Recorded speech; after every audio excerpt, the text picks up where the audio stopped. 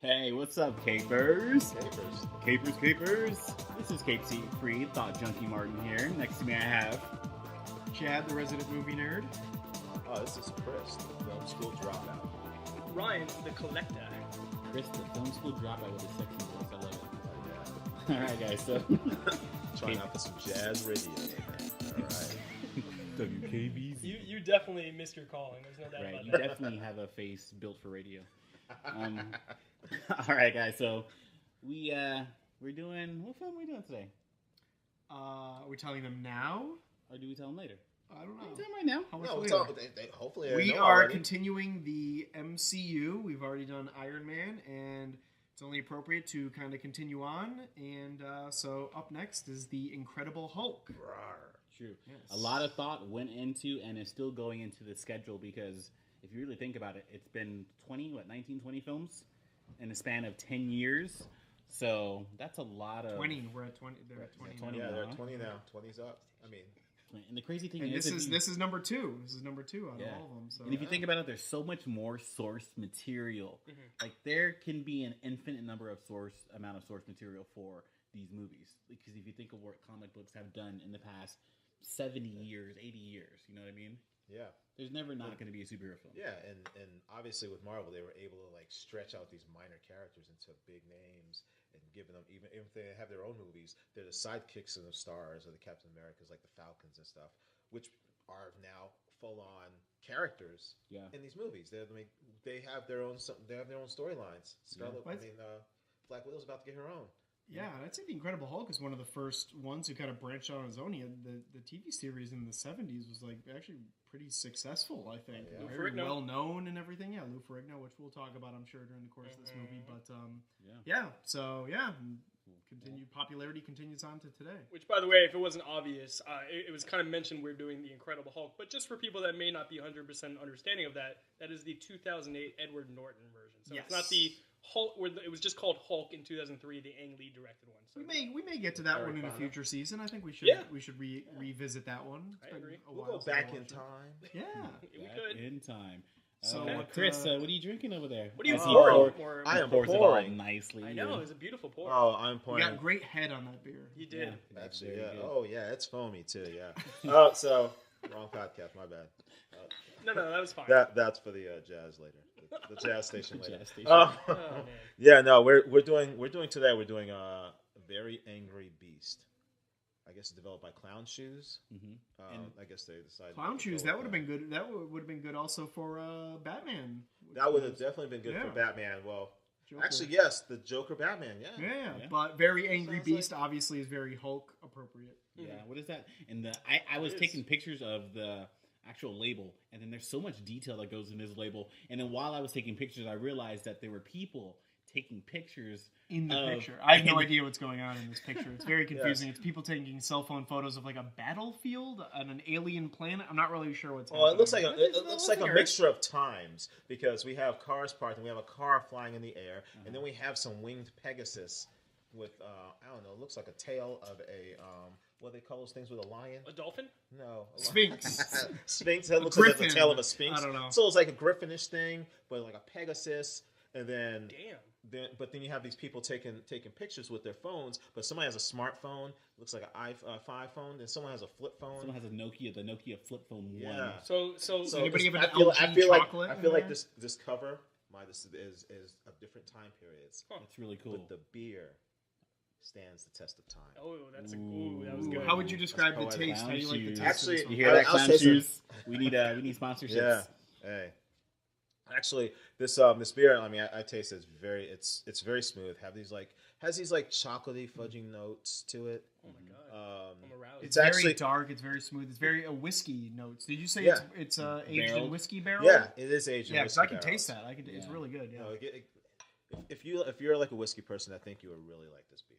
Yeah, I mean, it's smooth. It has like a kind of a thickness to it, but nothing like it's not like syrup or nothing. But no, it's I actually like it. I'm not a big stout person. I'm not a big IPA person, but it's not too hoppy either. So yeah, it's good stuff. So we support this beer. We say drink. And then I guess it's my responsibility to give a shout out to the Caper of the Week.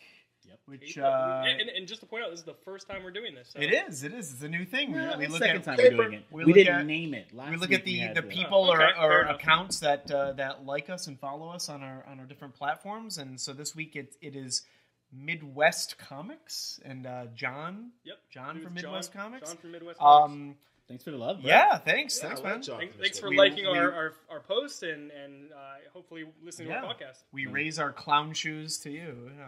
Nice.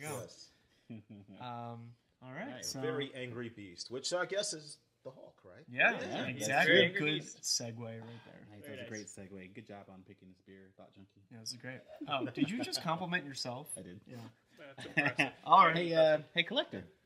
What do I have for this week? What do you got this week, bro? What do you got for us this week? Okay, so Collecta? Here's the deal. I'm going to be honest. Had a little tough time coming up with I think a good Hulk book. I tried to do a little searching. Still couldn't find anything. Unfortunately, my local comic book stores did not come to my aid for this one. But I have something.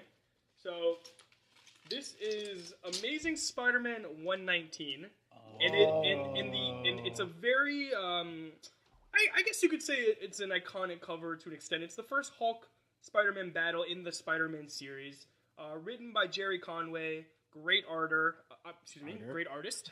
I don't know what an arter is, but he's a great artist. I mean, somebody who does art should be an arter. Okay, I just went from arter to writer, so that's where I went with that. Gotcha. He's a writer. Good job, bro. Thanks. So great writer, and John Romita Sr. and Tony Mortellaro did the art, and John Romita Sr. did the cover. John Romita Sr., interesting, this person, he was the person that took over for Steve Ditko from issue 39 and on. So issue 39 was the first John Romita cover in the Spider-Man series, and then for a good portion after that, he did a lot of the covers and the interior art. Famous artist, John Romita Sr., just amazing person historically in comic industry.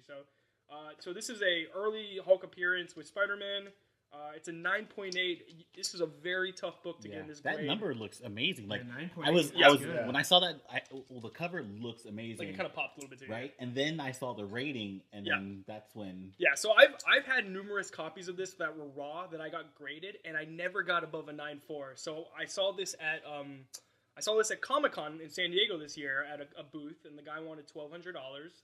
And it was a little pricey for it. I said, "Would you do $1,000?" And he agreed. So I bought this for $1,000. It's pretty much fair market value. Very it's cool. not too under, not too over. Now, what year is this from? So this is from 1973, the early part of the Bronze Age of comics. And how long had the Hulk been around at this point? Well, Hulk #1 came out in 1962. So. Okay, so you've been around for over a decade at this point. He had been around for a little while, yeah, for sure.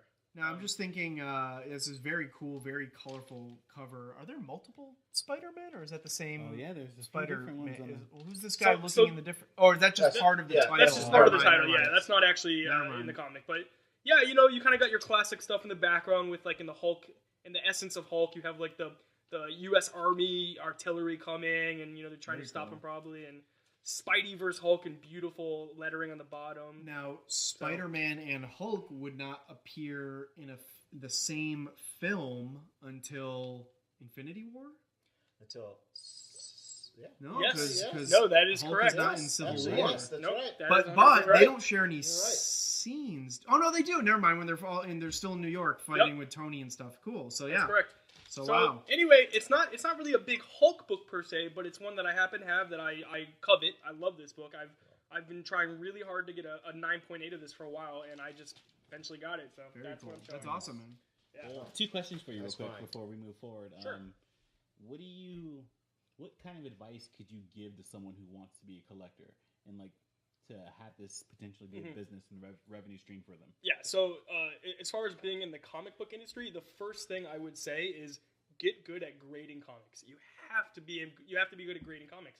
You have to know the condition when you look at it, because condition dictates price. Right. If you know the difference between a 3.5 or a 4.0 and a 6.5 and a 7.0, and the general characteristics of what kind of a defect on a book would define what kind of grade it could get, that can really be a huge help. Because if you know that a book is going to be a 6.0, for example, let's say it's a particular book, and let's say the person's asking $2,000, and you know that a 6.0 can sell for $4,000, right, then you know you just made a good investment. But if you don't know the condition, and thus you don't know if you're getting a good price for it, kind of makes it difficult. You can estimate yourself, but it's that company, that CGC, you have to send it to Florida or whatever. Well, that's after. That's the end result. But when you get it raw, you have to know, because you could make a bad raw book purchase. Because not everyone sells them with the grading and inside that case. Exactly. So you just have to hope you know a little more than the person who's selling it. Exactly. Yeah. Yes. So it pays. Yeah. If you're gonna buy it graded, then you're buying it with a finite grade, and it's gonna have a very set fair market value to it. That's the difference. When you buy raw, it could go one way, it could go the other. You could think it's a 4.5, you could think it's a 5.5. It's really in the eye of the collector and the seller. So very cool. Depends how you want to look at it, but yeah. So get good at grading. That's my first advice in general. Know your shit. Know your shit. Basically. I feel selfish. I feel like we just brought you onto the podcast because we just wanted to know all these questions that I'd been wanting. Well, I don't know anything about this. No, I learn something every time we do this. So yeah. I mean, obviously, there's a lot of other aspects after to get good at grading, but I just want to start with that. And have a little bit of a bank account already. Oh yeah, you gotta. There's got to be a little wiggle room in your finances. There's a great phrase that I learned a long time ago, and that is, you gotta risk it to get the biscuit, and you gotta have the money to risk it. You got the biscuit right there, the cheddar biscuit. Oh, I got some cheddar. The cheddar biscuit. So we're gonna post a picture of that cover to our various platforms, so you can check it out. It's a very cool cover. It is a great kind of battle cover. For now, I think. Before we move on, are they fighting each other for some reason? Is it like its own civil war? I have not read that book, and you could very easily obtain a low grade copy of that for $20. So and read it if you want, or something else. But it does say Hulk versus Spider-Man on the bottom, so I believe they are bad. And you got to remember, must have summarized all these online. You got to remember, in the early phases, Hulk was a super. I mean, he's always been a superhero more or less, but you have to pinpoint him into where to take advantage of his power and his energy, because he's just a mad rampaging beast otherwise. So generally, he's going to be fighting anybody. Well, the thing is, he's not actually. I mean, he's a superhero, but like he was more. It's more of like he became the Hulk, and this just happened. So when he crashes and starts destroying buildings, people try to fight back. Mm-hmm. So, I mean, as we'll see in this movie. All right. Are we ready? Let's do it. Ready for this? I think we're ready for this. So let's do it. Get our countdown from 5, 4, 3, 2, 1. Here we go. 2008's The Incredible Hulk. Now, this is the only Phase 1 MCU movie not released by Paramount Pictures. So we have the Universal logo coming up right now. Wow. Because Universal had the screen rights to The Incredible Hulk. And so they made that movie in 2003 with Eric Bana and Ang Lee directing. And actually their option to do a sequel, to produce a sequel, actually expired in about 2006. But they held on to the distribution rights. That's why Marvel Studios produced this, but Universal still had the rights to distribute it. Wow. This feels like something different already. Like the music, that's not the typical Marvel opening tone score that we're hearing. This is more like Wolverine, kind of like flashes of Wolverine getting the adamantium put in or something. And it's so interesting, the original Marvel kind of that Marvel logo that starts out in the beginning. It's so cool how they've changed that over the years. Oh yeah, I love that. Yeah, and at this time, this was the second Marvel movie in the MCU. Yeah. So they're still trying to find their trying to find their footing. So we see Edward Norton here in a some sort of device, and we now know that this is not about an origin at this point. That's what the first one was. He's already gotten his powers. It appears that Betty Ross is actually trying to help him in this moment to fix him, which clearly that's not happening. Well, in this, I noticed that because they do this in the beginning sequence. It shows his origin story because we kind of already know the Hulk. from the Right. first movie with Eric Bana. We already know him. So for the MCU, they're just kind of give us a gist of how he became the Hulk. Right. For those people who didn't see the movie, but instead of going into a full-on origin story, they just put it in the... Nobody wants to see 40 minutes of another origin story. Yeah. And I mean, the people who made this movie, the producers and director, they almost did see it kind of... It's not a full reboot. It is sort of like a semi-sequel to the 2003 one, because because he's already been transformed. I think there's the Eric Bana movie, I believe, ends in Brazil with him in Rio de Janeiro. That's correct. So in this one, he's there in this, so it is sort of a soft continuation. Yes. Um, And they just put it in the beginning credits, just so you can kind of get the story of what happened. You see the relationship between General Ross and the Hulk and Bruce Banner at the time. And just so everyone knows, first appearance of both the Hulk, Betty Ross, and General Thunderbolt Ross, I believe is his nickname. Yes. That is all in Hulk #1 from 1962. Wow. Interesting note: they only did 6 issues in the original Hulk, and then it transferred onto what's called Tales to Astonish, which he actually partnered up with a lot of characters in that series. I like the fact that early on, as I'm watching these flashbacks or whatever, the expository scenes that we see, you see that he has a heart still, because when he heard that Liv Tyler's character, she was in the ground, bruised up, and he reached for her. Has Hulk always had somewhat of a sentimental side when it comes to relationships? Has that always been? I think Betty Ross has been the one person to really. Chris, you look like you agree. Yeah. Yes. She kind of extracts that emotional element out of him, even when he's the Hulk. So. Yes. that Days Without Incident counter that just came out, that's a very that doesn't really conform with the current style of the MCU. That's more like a Born Identity kind of thing, Right. which it's a little different. I mean, they're still finding Born their identity. So with what- the- with that Yeah, it open does hand. right now. This It is does feel a Rio little de too Janeiro. Are these I the believe, right? favelas they're called? What are they called? Yes, they are. They're called. Favelas. Favelas, yeah. Yes. I'm expected to see Which is Dominic Toretto. I know. Or Jason Bourne. Fast and the Furious It feels like a 5, Bourne I movie. think it Yeah, was. it Or does. Bad Boys 2 when they're driving through it. Yeah.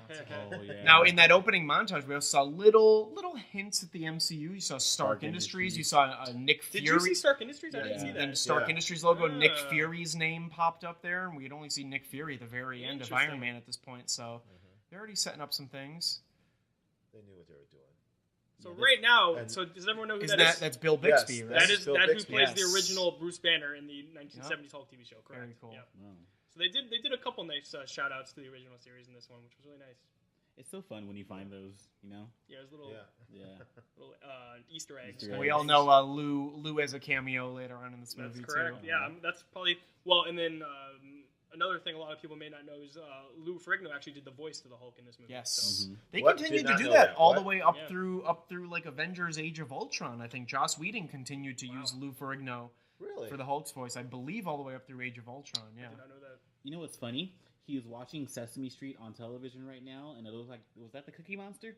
That was Grover. Grover, which is Martin a dog. doesn't know his Muppets. No, That Grover's was not a dog. Grover's just a It is was also a monster, but it was like a gentle monster, right? Yes, Grover's So a he gentle, was showing Yes. Bruce Banner's gentle side right there. That's kind of cool. Whoa, look at this guy's doing this stuff.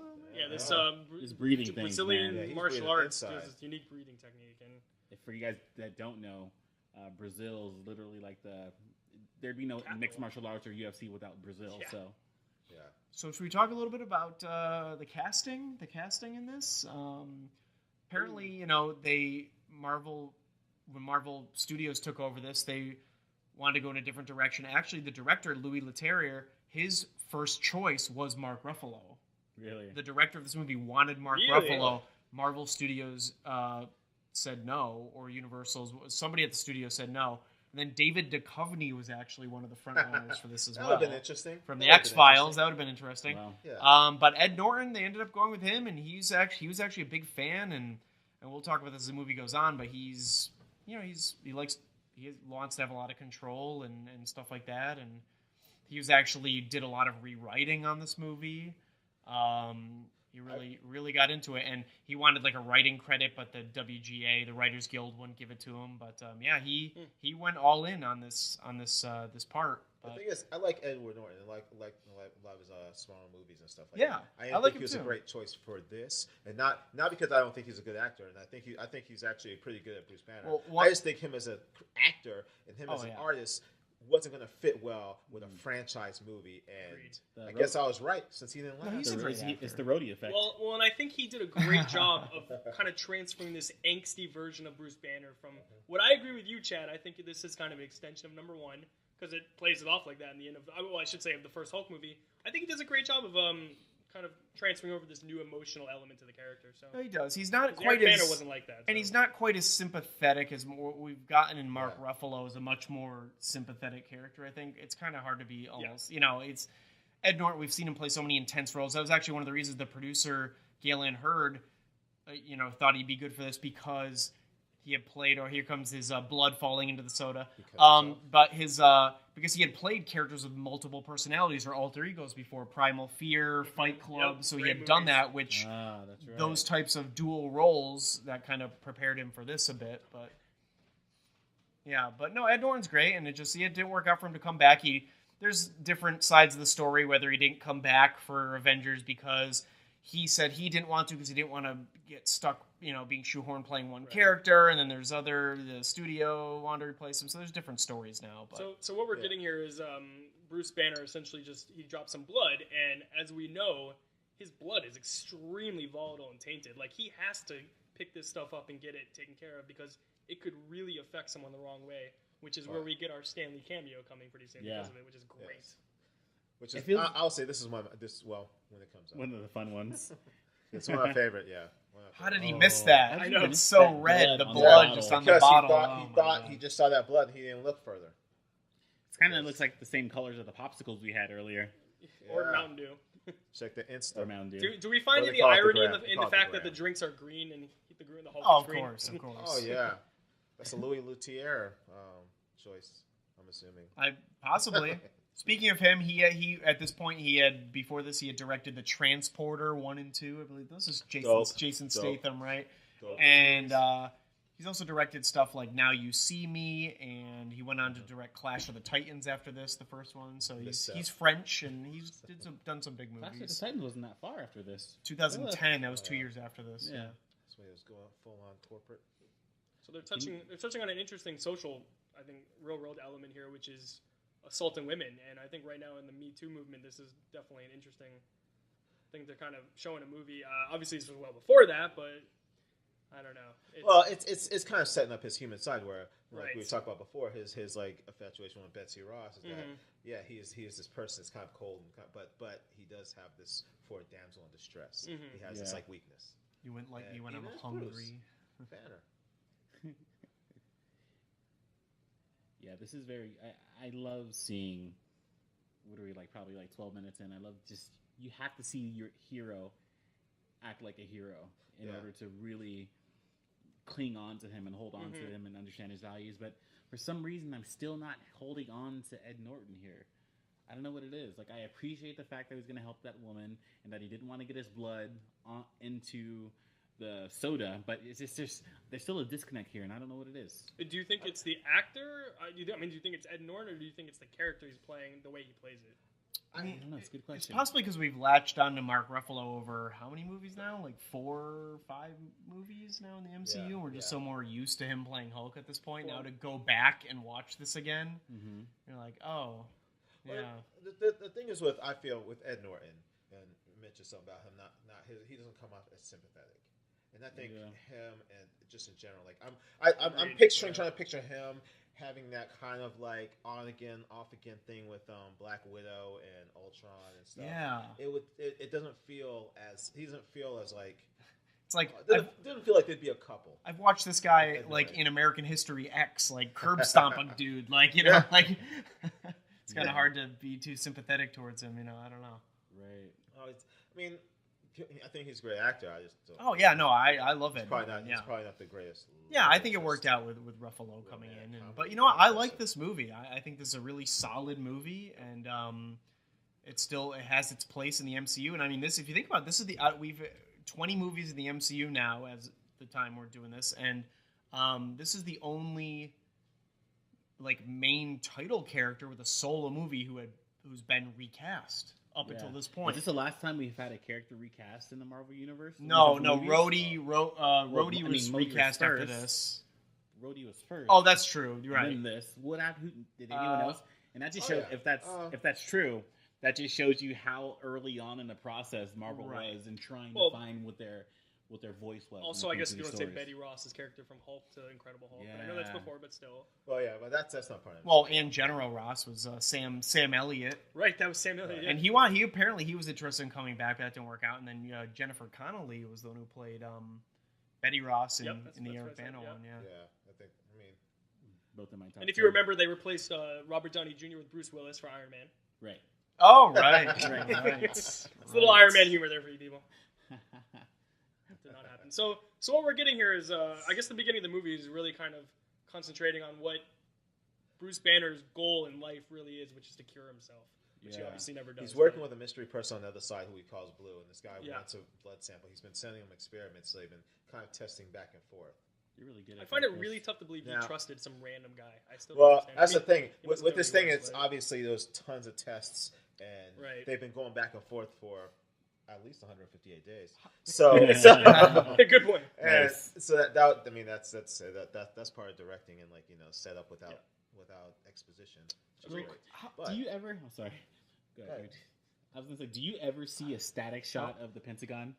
Every movie I see, it's all moving. It's always a moving shot. Here's Stanley's cameo. One of his very early cameos. And this is one of my favorite cameos of Stan Lee in Marvel universe.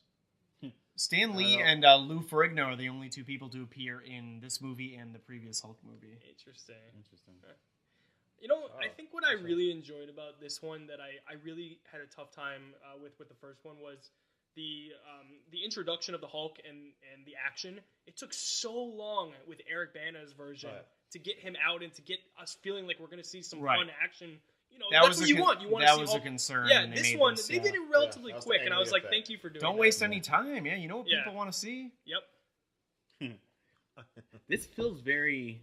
As I watch this, I feel like I'm watching Winter Soldier. I was gonna say it looks like a Michael Bay movie right now. I agree. Dudes with sunglasses, helicopter silhouetted against the setting sun. This is a Michael Bay. I think Luis and Michael Bay maybe had some talks and coffee before the Tim Roth. Same Pentagon photos. Yeah, Pentagon shots of like Michael Bay doing an MCU movie. So what we've just been introduced to is Emil Blonsky, and he is going to be essentially he's going to be the main villain in this movie, who eventually becomes the Abomination. Spoiler alert! His first, I'm sure everyone's seen this. His first appearance was in Tales to Astonish number 90 in 1967, and he's an interesting character. I'll go more into detail into his powers and stuff later on, but that's just a little introduction to him. So. Cool. But this movie actually doesn't really do justice for the real Abomination from the comics in the sense of a lot of reasons. So I'm looking forward to telling you all about that later. See, in this movie, well, I guess we'll find out later. But yeah, he just kind of accidentally becomes an Abomination. He doesn't call himself anything; just someone just says it. Yeah, which I'll point out later. Did this reinvigorate Tim Roth's career? What was did he do anything after this? Was his show Lie to Me on at the time? Lie to Me was great. I don't know if it was on. Or that right after this, maybe? I believe it was on during it. I want to say it was right at. It was either during or right after this, but yeah. But I mean, he's been a lot of big, Tarantino, Reservoir Dogs, Lie to Me had like 4 seasons, didn't it? That's not a one-season wonder. Oh, what? Oh. You don't think about now how he mailed these vials of blood from Brazil to New York. Like, does that get through customs, or how do they know you're not like mailing Ebola to somebody? I think that's one of those things where they don't take those things into account. I guess. It's a good question, though. I was just thinking. Well, I mean, this is post 9/11. I don't know. Yeah, I have a friend of mine owned a video store when I was younger, and he said he had clients that would from China that would try to get porn. And what would end up happening was that they'd send it over. Customs would give he'd order multiple DVDs, not just porn, but all the porn DVDs were taken out. But they got all, all the other DVDs. Shame. Right? That's a shame. It's interesting that something so simple at Customs would get. Mm-hmm. Yeah. So what just happened? The guy on the other end, Blue, was asking for more data, he said he didn't have the dad. The dad was at home, which is where he left. As looking at a picture of Betsy Ross and saw, hey, well, that's where all the data is. This is what's going to later drive him home because it's a possibility that he would get cured. And isn't this a little similar to when we first see Mark Ruffalo's Hulk at the beginning of Avengers? Oh, yes. No, like I believe it's a homage. Yeah, the team comes in and like homage. Scarlett Johansson, Black Widow, comes in and finds him. Is he in? Do they find him in Rio de Janeiro at the beginning? No, they're in India. Where are they? They're in India at the beginning of the Avengers. Right, but this looks very similar to when he's reintroduced 4 years later with the new actor, of course, in that movie. Well, essentially, they mentioned that he's been trying to hide under the, in the radar and traveling a lot. So it could have still been an extension, even. Oh, no, I believe the Avengers was playing off the fact that that's what Bruce Banner did. That's what he does. Disappear and go into. Well, and they put him in like these kind of like third world, so he can hide himself and be off the grid. But he could help too, and he'd help people. That's this movie is just... Americans love their third world countries. It's crazy. It's weird. This is one of the reasons why we go back and rewatch these movies as part of this, and like movies we haven't watched in years after seeing much more of the MCU or other series. But it's like this is not shot like any other movie in the MCU. This is shot, like we said. This is shot like a Michael Bay like action movie. Like it's very different. This has a lot of character. It's cool though. It's kind of cool to go back and look, but they were still kind of trying to figure out the template of their movie universe. So they're open to different styles. Yeah, I'd have to say when Tim Roth shot that dog, I was so mad I couldn't hold it in. And then they take a scene and they cut back to it and then you see that there's a shot of something sticking out like a tranquilizer. So oh, okay, the dog's okay. You're irredeemable if you kill a dog. Well, he doesn't kill him. He shoots him with a dart. Right. It's just with a dart, so he's not even dead. But. Yeah, but he's a bit... Even there, you do see a little bit of how ruthless this he shot him with he didn't hesitate. I mean, I don't think you know yet. You haven't learned yet that he's going to be the main villain, but they're just introducing this new character to you, and you're seeing an element to him. Wait, now wasn't Ed Norton in one of the Bourne movies? He was in one of them. No, he was not. Yeah, he was. No, he was. I think he was in the. I think he was in Jason Bourne. He didn't play Bourne. He was in Jason Bourne. That's right. He was not. No, I'm not saying he played Jason Bourne. Bourne was the one I did not see, so I can't. I believe he's in that one. So it's just like because I'm just thinking how much this is like looks like a Jason Bourne movie. Them running through the alleyways of this third world country. I can't be sure, but I'm pretty sure he was in Jason Bourne though. Mm-hmm. Okay, he might. Yes, I was not saying he played Jason Bourne. Right, he was in the movie. Yes. No, for sure. Oh, so this guy just fell about 15 feet, maybe more.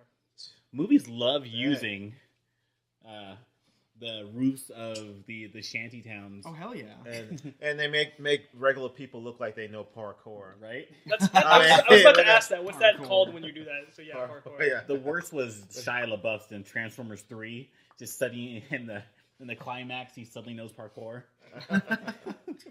But, I mean, maybe because the building is so close together, though, you can do it great in a big city. Like, if anybody saw Mission Impossible Fallout, Tom Cruise running across the rooftops in London was pretty epic in that movie. It was pretty awesome.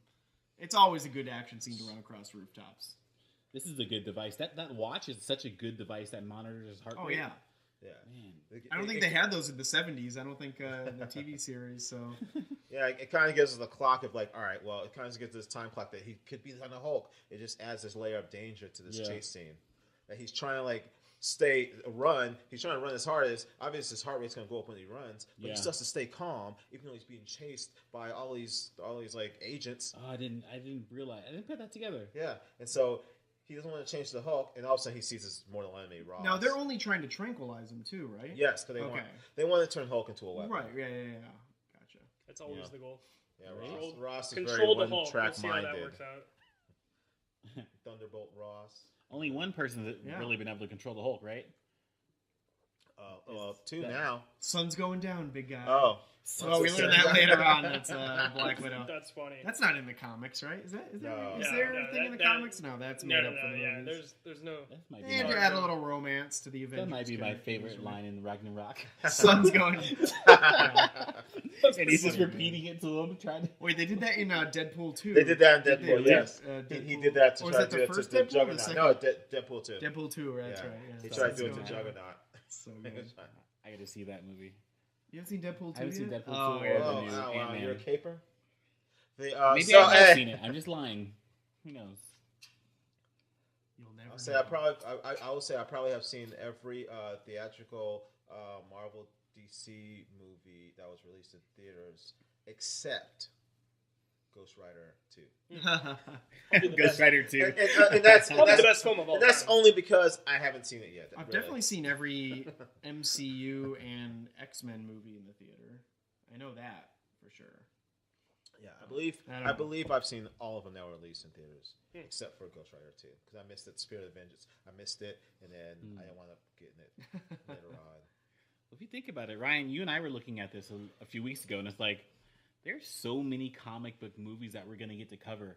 I initially was worried because I'm like, man, there's only going to be like 30 to 35 films, and KC3 is going to end quickly. We're definitely going to be good for a long time. Longevity. We'll be doing this till 45. We'll get into the obscure shit. Like I said, we have to do Howard the Duck. Well, Mystery Man. Mystery Man. Oh, yeah. We were talking about that. The Shadow with which Baldwin? A few seasons later, we're gonna do Steel, right? I can't wait to do Shaquille O'Neal. I can't wait to do Push and Chronicle. Yes, Push and Chronicle. We will cover those too. Yes. I don't see why not. Man. Well, they had a whole new level with the thugs they were beating up earlier. They have no idea what they're in store for. Ooh. Oh, we about to get some Hulk. He about to, I feel like this is like Ed Norton in everyday life. Like something bad's about that, he's just gonna have like rage out on people. Yeah, I love the night vision. 200 is the eye, the eyes single, changing. The single green eye. They don't do that anymore, right? I don't think they do that with Ruffalo. No, they do not do that with Ruffalo. Well, not the exact eye, like. That was like a Jurassic Park shot, like the guy getting. And there was a great sound effect. There was like a crunch noise for his legs. So crunch and a pull. Yep. And now the guy's thrown. He's learned his lesson now. Oh, then you just see it in the shadows. See him. Oh, little hints. So what's interesting about this Hulk is, I mean, his general powers are super strength, superhuman strength, stamina and durability and invulnerability. But every other Hulk pretty much more or less has gotten stronger. Well, I should say the first Hulk, the one from 2003, as he got more angry, he got stronger, which is really the true version of Hulk. In this one, they kind of humanized him. So we get a more human version of Hulk who doesn't necessarily get stronger, just kind of stays the same. He actually gets a little stronger, but he does not get to the point of like the comic version where not the comic version. Invincible. They definitely went more for the comic version with the Ang Lee 2003 one. Guys, we're like a minute and a half into this fight, and we still haven't seen a legit actual image of what Hulk looks like. No, but this is really cool. This is shot like a horror movie, like a Jurassic Park movie. Like guys getting sucked into darkness, like they're shooting into the shadows, guys getting thrown around. This is actually really cool the way this is done. I love this. It's kind of because the agents they were after Bruce Banner. They did not know about this Hulk. So the first time Tim Roth actually sees him a couple scenes ago, you see him like stop and get shot because he's like, "What the hell are we going after?" Yeah. They didn't know about the Hulk. So the pops knew, but he didn't tell anybody. Right. Yeah. And so we're not seeing them, and they haven't. They're barely seeing them as well. This is the first time they've ever seen them. Well, they're lambs to the slaughter. I mean, that's pretty much all they are. Right. Those darts aren't going to pierce the skin. Now, Ryan, you're talking about the comic version of the Hulk. Now, didn't they? Now the Ang Lee Hulk. Isn't he like 20 feet tall in that? Or he gets bigger the more mad he gets. Where here they brought him more back. He's like what 9 feet tall. Yeah. He's closer to He's got this kind of veiny look to him, a unique veiny. Is he more closer to the comic kind of size and appearance in this movie, compared to what Ang Lee did? I would say closer as he starts, but there's been so many different incarnations of Hulk, so many different versions of him. I mean, there's World Breaker Hulk. There's a Hulk that can destroy worlds. I mean, there's been so many different Hulks. Wow. So I guess truthfully, any Hulk in general can be a Hulk from the comics. But I will say, I remember this one, at least from the animated series, from the comics later on. This one feels a little more humanistic, maybe leaning back towards the early days. I guess you could say more. So I just realized we're in a factory with vats of green liquid, which seem to be a very common thing in comic movies. This is his job. I know, but we just saw that, with the Joker and Batman. We were talking about green lampshades and green liquid. Ninja Turtles ooze, like he said, Power Rangers. Ivan ooze. Ivan ooze. All sorts of stuff. So it's a very Gak. Oh yeah, you can't do that on television. Yeah. Nickelodeon slime. Yeah. We know it's soda. It's soda or soft drink here, but Yeah. Yeah. We Tim still Roth is haven't. impressive. Wow. We did not see one complete image of Hulk. Here. Same. Well, Saving we it. saw the gruesome look when he looked at Tim Roth's character. Yeah. but see, you got to tease you give him a little Yes. action, but like you tease the big reveal. Yeah. Yeah. Although I'm sure they showed him in the trailer, but I remember first seeing this, and I actually really dug the Tim Roth character, Milo Blonsky, because I just kind of liked that he wanted the challenge. You know, he wanted to understand where this strength came from, and he wanted it. I mean, I like that. I was like, oh, this guy's going to be a formidable foe somehow. Yeah, I felt the same way. I was just thinking about that right now too, and that's like, we obviously love him as a character because he's a great actor. So he has that edge to him. He actually makes a great villain in this. Yeah, but I still kind of thought he was a good guy at this moment when I first saw it. I didn't realize yet that he was going to be because he didn't kill the dog. He I mean, he trained. He did it. He did it very emotionlessly. I will say the way he tranked him. But yeah, I mean, other than that, I still thought maybe he was kind of not even so much a bad or good guy, just kind of like an anti-hero. Well, there's development here in our villain. We're getting character development. Like this was like pre-Thanos, where villains truly we get to learn about them and they talk. So this is cool. Well, yeah, this is Tim Roth. He was thinking he thought the Hulk was somebody different. Yeah, There he is. but he was better. We got to talk about William Hurt for a minute. It's pretty great that he's in here, and then it was an 8-year gap before he popped up playing this character again in Civil War in 2016. Yeah. Did he have a messed up arm there too? Why did I see that? Why did I remember him having a messed up arm? And a sling? Does he break his arm by the end of this? Well, he broke his arm apparently in the flashbacks that happened. Oh, I don't remember what happens by the end of this. It's possible. No, but by the time you see him again in Civil War, he's fine. I swear, from the cameo at the end of this, from the in-credit scene at the end of this to before Civil War, I swear there was another credit scene I thought with him or something. Yeah. Wait, does he? No, he pops up in the scene with Tony Stark. That's at the end of this. Yeah, but I thought you're right. Maybe he is in a sling after the events of the finale. We'll have to see. I swear there was something else he popped up in. Well, what the sling was in the credit sequence is because when he turned to the Hulk and the accident happened, Betsy Ross was hurt. He was also hurt because he was there. Yeah, right. And see, that's why he ran, because he was mad. He was going to get agents to nab Bruce Banner. And he took away. And he ran away. So. Days Without Incident 1. Back to the beginning. But yeah, William Hurt's another one of those actors who just lends like a lot of credence, and like he's such a good actor and very intense and focused, and it's really cool to have him be a part of it. And yeah, it's kind of, I don't know if there's any other actors in the MCU who went 8 years or more in between their appearances and then come back. Right. It's pretty good. He doesn't even know where he's at. He just woke up. So do his pants expand? Are they like elastic waistband kind of thing? Well, no. These pants. Well, the thing is, honestly, with these pants they expanded, but then when he went back down, they're his regular pants. With the Hulk, they should just tore off. But hey, comics for kids. Nobody's ever explored what's underneath the Hulk's pants. That is a question that until still... Ragnarok. Oh yeah. So Thor checked him out. Well, there's a scene coming up, I'm pretty sure, where he's in like a kind of district area looking for new pants, and you can see he checks them to see they're stretchy. So clearly he does have intent. So. Oh yeah, later on. Yeah. So it's implied that they will stretch with him as it gets bigger. But do you think? As we're watching this, I'm trying to figure out why this wasn't necessarily considered. A lot of people don't like this movie, right? They don't. I feel they don't. Yeah. I'm trying to identify why that is. Like, I'm looking at Tim Roth's characters. Like, is he too serious? You mean like you can't relate to him? It's not as serious as Terrence Howard. Maybe he's okay. No, he's more serious. A little more serious than Terrence. No, Terrence. He's not crying serious. Terrence has the teary-eyed. Teary-eyed Terrence. Teary-eyed roadie. Hustle and road. It's a good question. I don't know. Sorry, this here is a throwback to the original TV show music. Really? To when because at the beginning of every TV show, you'd see him walking because he's kind of like a wandering character who would just wander all around, and it'd be this dun dun dun And you see him just walk around. He That's walks right. to different towns in the TV show, and so you kind of see in different settings. And this is kind of a throwback to that, to where right now he just doesn't even know where he's at. He doesn't know where the Hulk took him, and so he's just kind of like making a That's so Yeah. good. Checking the pants. Sorry, to stretchy create pants. A larger It's a woman. stretchy pant time. Wow.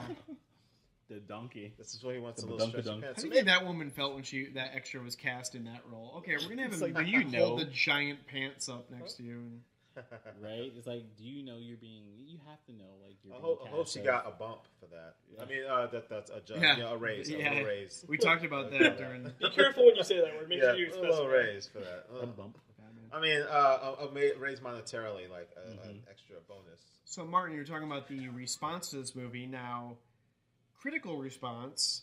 This movie on Rotten Tomatoes, I think it's about 65%, which isn't Is bad. it really? Every single movie in the MCU, all 20 movies, if you look at on Rotten Tomatoes, are fresh. They're all above 60%. Wow. But if you rank, so that's a huge accomplishment in itself. Not when you go to top critics, just the overall critics. Yeah. And if you rank them all, this one actually is number 19. Really? You know what's the number 20 right after this? Can you just take a guess? Out of the MCU? Ooh, that's a good question. That's a good one. Let's see. Man, this is gonna be fun. What would be the Thor worst? 2.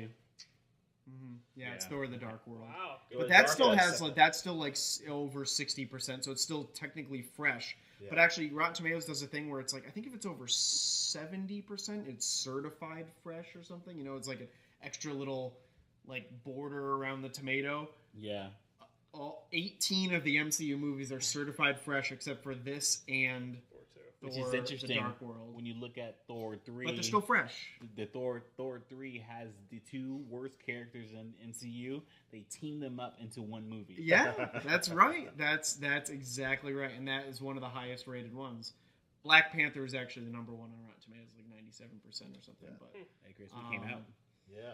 We did. yeah, I know. Wakanda Forever. No, I can't say that. I'm not allowed to say that. You can. I'm not allowed to. Wakanda forever. Let's just do that. I'm doing it. Oh, we'll I'll do do the Wakanda. W. Okay, but The Wonder Woman. so speaking of MCU rankings, while we're on this, so don't forget to mention it later. If you look at the box office of all 20 MCU movies, do you know where this one ranks? This one right here. Yes, Out of 20? domestically. Like, Yeah. domestically? Yeah. I'm gonna say I don't know. 17. I was gonna say like 13. Nope, this is 20 out of 20. Wow. This is the lowest grossing movie in I the MCU. I still agree Yeah. with Martin. I think this is universally not very well enjoyed. I think Yeah. people I did liked not- it. I've always liked I No, it. like I've liked this movie too. even But if it's still not. like we talked about. There's something missing though. We talked about season 2 might be like our theme might be like unique visions. This goes in season 2, which No. is crazy because this is very unique. Like, Louis Leterrier is an action director. He is far, and we've talked about how this is shot and stuff like that. He's directed action movies, and Yeah.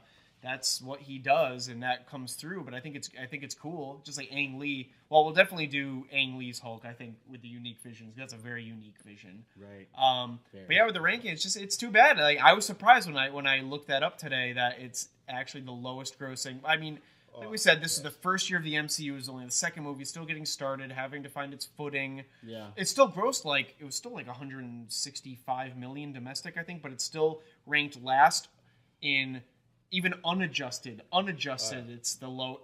Or no, even when you adjust for inflation, it's still the lowest as well. And it's actually the lowest opening weekend. It's number 20 opening weekend, even though it's open to like 55 million. Well, It's still the lowest opening weekend. But 55 is actually a really good opening weekend, but the MCU's become so huge. Well, I mean, I believe it's probably because this is one of the first ones, and the only reference to it was the previous Hulk, the Ang Lee Hulk, which wasn't as received. Yeah, we well hadn't. received. You gotta So- agreed. Actually, we hadn't really gotten a build up to this yet, so people didn't know what to expect. I don't Yeah. think they really knew what to compared to the 2003 Hulk, this actually they were like pretty much even. This only like outgrossed by like a few million. They were very, very close, almost dead even box office wise between the two movies. So it really wasn't an improvement really that much, but it wasn't like it didn't regress either for the franchise. But did this open against The Happening? June 2008. Yeah, I think The Happening came out in June 2008. Yeah, I think it Pretty opened sure. against The Happening. No wonder this didn't do well at the box office. Well, it's only no, should have done better. It's only had a month to make money before Dark Knight came out. Yeah. So, Well, that did it. Never had a shot. That did it. This is the scene where he first sees Betsy Ross when he comes back. Betty Ross. Betty Ross. Betsy. You were I'm close. not going to say her name. The whole. Betty. I thought about. I'm not saying her name because I'm going to say Betty Ross every single time. I know how to say Betsy, but it is Betty. And Okay, my question. Betsy's a good one too, though. I like that. My question, Ryan, you might be able to answer this. Is I'll try. so right now what we see is the popularity of Batman, and we're watching that popularity kind of diminish again. Are you talking about in the current cinematic Where we are now? Where we all now? Okay. We're sitting on this couch. Correct. Our current state of mind. Yep. So we're watching the Batman popularity kind of dwindle down. Hulk is a huge character. Hulk had its own television show. That should tell you how popular this character is. Did the Hulk dwindle down as much as Batman did? Or are there any are there these cycles that just happen with these comic book characters that we see throughout history? They're going to be hot for a moment and suddenly they're not, and they have to kind of slowly build them back up again. Well, my take on it is because, and we spoke about this a little bit with the Blade movie, it's the Marvel movies weren't, as far as movie-wise, they weren't established in movies. Right. So, Blade was one of the first big Marvel movies, and then other Marvel movies didn't do as great. This is a Lou Ferrigno cameo. Yeah. But the thing is, I believe this Hulk was kind of the biggest budget. Not this Hulk, the previous Hulk, Ang Lee's Hulk was probably the biggest budget with a whole CG Hulk and everything, and it didn't do as well as they thought it would. I think it's possible that we talked about this before, that 70s show with Lou, who we're looking at right now on the screen, was pretty popular, so people were really aware of the character, but again, it's one of those things where when these movies came out, people only thought of Lou Ferrigno like a bodybuilder in green paint with a terrible wig in a cheesy 70s TV show. Right. Kind of like a Batman before the Burton movie, which we talked about during that podcast. But it's maybe it was hard for people to get over that image of Hulk. I don't know. Oh, sorry. I just want to add real quick. I just refreshed myself on the numbers here. Incredible Hulk only actually made 134 domestic. And a total of 100 and let's see, adjusted for inflation, 174 million, which is the only MCU movie to be under 200 million when adjusted for inflation. Wow. Hence why he never got a sequel. And here's Martin Starr, who, do you know where he reappears in the MCU? Hold on, let me look at his face again. If any of you, I got a good Valley, look, nothing is coming to mind. Maybe it was quick. I don't know if you see him again, but Martin Starr, he at the time he had been known. He was in Knocked Up the year before this. Now he's on Silicon Valley. You don't remember where he pops up after this? He is Peter Parker's debate coach guy in Spider-Man Homecoming, who takes him on the field trip to DC. But is he the same character, or is he a different? No, I don't know if that's been confirmed, but you could say maybe he's a student here and he ends up getting his degree and becoming a teacher in New York City. I'll have to verify that. 9 years after this, so wasn't he teaching history? Possibly. They went to a monument and they were talking about historical, and he was a debate coach. Yeah, I don't think it's the same character. I think that was a different character altogether. But that's interesting to note that he did come back in some sort of a Marvel Cinematic Universe character. That's awesome. No Judy Greer in this movie. Judy Greer. Well, not yet. Greer not yet. Not happening again. What's interesting is the fact that I'm watching this and I'm trying to pay as much attention to it as I can and not be in the conversation with you guys and going back and forth, right? I wasn't able to do that with Batman. When I literally forgot everything. I wasn't able to follow the story. Right. But it feels like with this, you're so much more involved. Yeah. Right. Maybe it's 2008. Maybe there's a 20-year difference. 89 versus 2008. Yeah. But I'm so much more involved. I can have a conversation with you guys and look at this still and kind of continue on with the plot. I believe who just popped up came in with Betty was Ty Burrell, who was the year after this. Modern Family, here he is right here. Modern Family started in 2009, so he'd been in a bunch of other movies, but obviously his iconic character now is Phil Dunphy from that long-running TV show. So, yeah. He kind of accidentally sees Betty Ross accidentally sees Bruce Banner Yeah, and who she hasn't seen since the accident. I feel like I'm watching a scene out of Titanic. Like, listen to the music and the slow motion. Yeah. Like, we don't. Everything disappears to her. Yeah, we don't see anything like that at all in the Marvel universe after this, right? It's very like cookie cutter and very. It feels Nothing like a comes to movie mind. machine. I can't think of Nothing one comes to thing. mind, but I wouldn't say it's all cookie cutter because Yeah. some of the directors have slightly different visions. Right. But I believe there is a style. Winter Soldier is There's a a lot very more style. different than Okay, so the who previous played Captain. the original Betty Ross? Was it Jennifer Connelly? Yeah. Okay, so just like with Batman Begins, and then the next one where they switch from Katie to Gyllenhaal. Rachel. Jonah. How do you feel between Connelly and Tyler? For me, it's not that bad. I like both of them. Jennifer Jennifer I like Connelly- Tyler. I'm not a big Tyler fan. But Jennifer Connelly's really good with like the troubled, because I just rewatched Beautiful Mind recently, and she's so good in that with like Russell Crowe's like the troubled. It's kind of like I haven't watched the Ang Lee Hulk in a really long time. So when we eventually do that one, it's going to be a real big revisiting of it for me. But no, she's Liv Tyler's good in this. So Liv Tyler's been romantically involved with Hulk and Batman. If you think about it, didn't she romance Ben Affleck in Armageddon?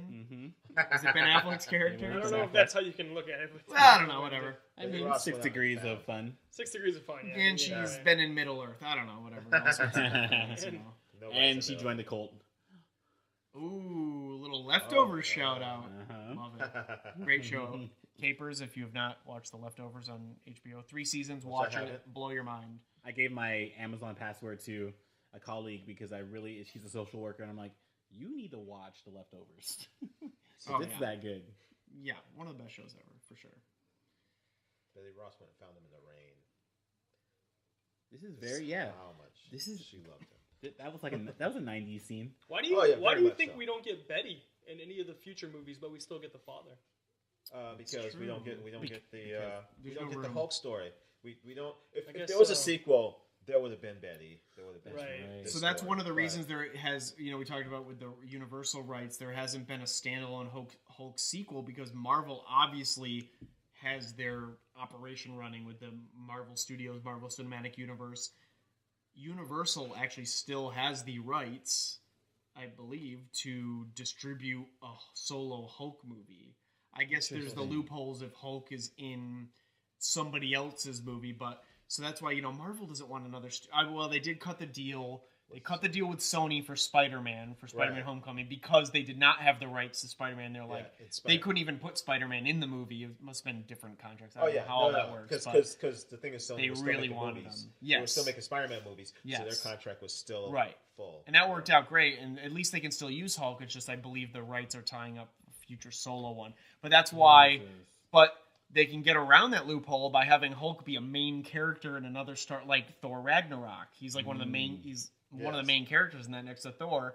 It's not titled The Incredible Hulk Ragnarok or whatever. It's a Thor movie, but he still can be one of the main characters. So now It's General great. Ross is introducing the stuff that he's going to use to manipulate Emil Blonsky's DNA or whatever it is to eventually help him form the abomination. No, is this related to the super serum? This The is related Captain to Super America. Serum. I believe Yeah, it is, yeah. this is Howard like one of Stark. the experiments of the Super Serum. There wasn't supposed to be any more of this, but lo and behold, there is more. So Well, it's not the same version. That's It's not why the same it doesn't. version, right. That's why it doesn't work as well. Yeah. They've been trying to copy it for a while. yeah.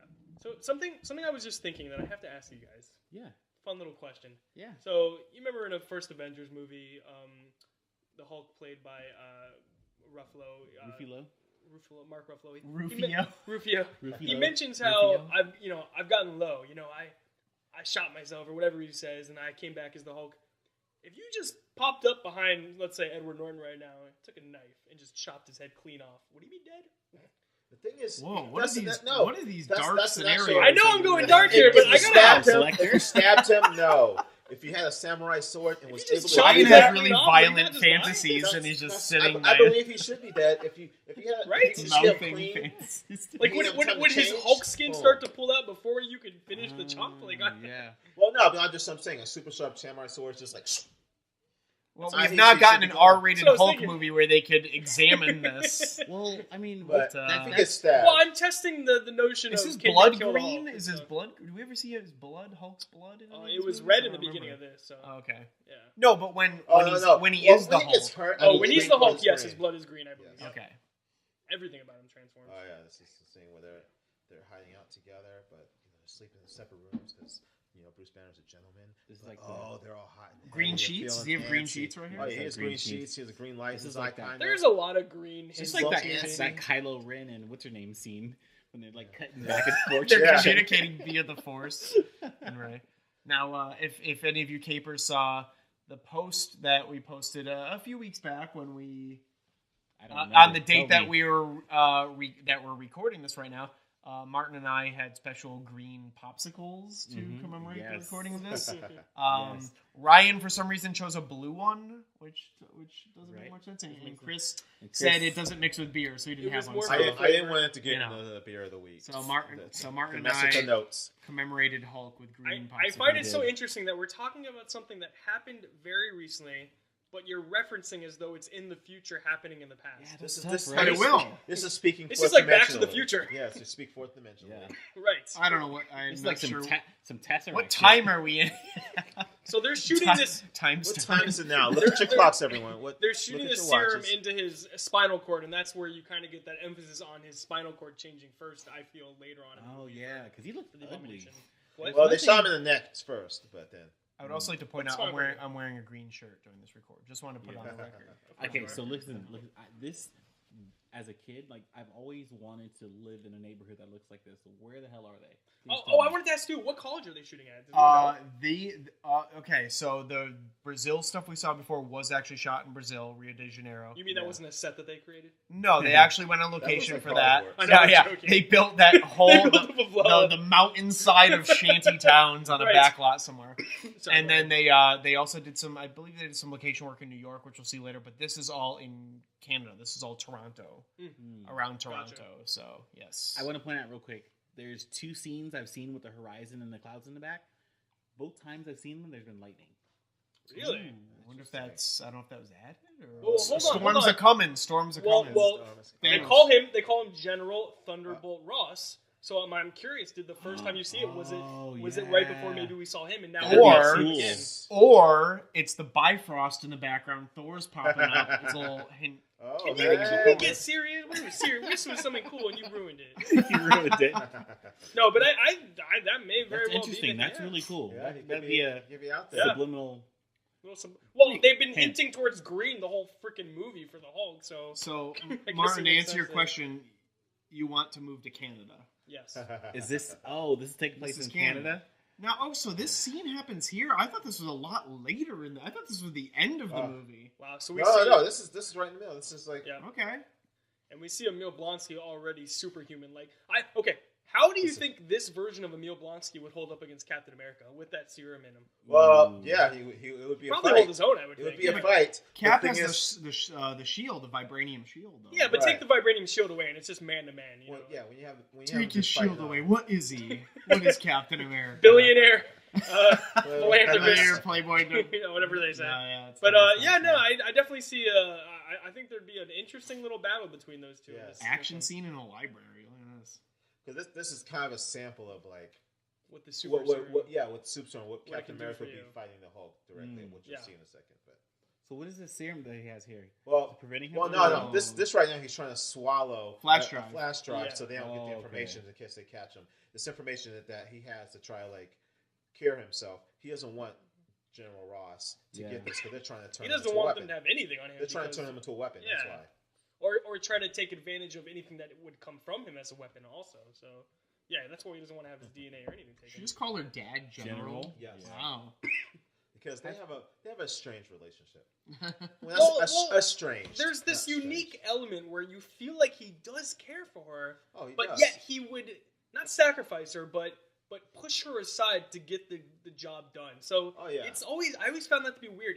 Even in the first Hulk, there's this weird element to their relationship. Yeah. But he clearly loves her. Well, And- the Reminds thing me is, of this is the battle between family and mission. Correct. And Yeah. his Thanos? mission. so who Thanos and Gamora. who doesn't? See, To me, I feel like when they lock him in this, what they just did was they locked him in between the bridge where he couldn't get out. This Bruce Banner, and they're like shooting these things. To me, I feel like what's going to happen. Oh yeah, got some smoke up there. If you piss him off, he's going to turn into the Hulk. I have a feeling we're going to see the full Hulk now. Oh, he's getting the shirt off. He's ready. Right. Oh, there's lightning.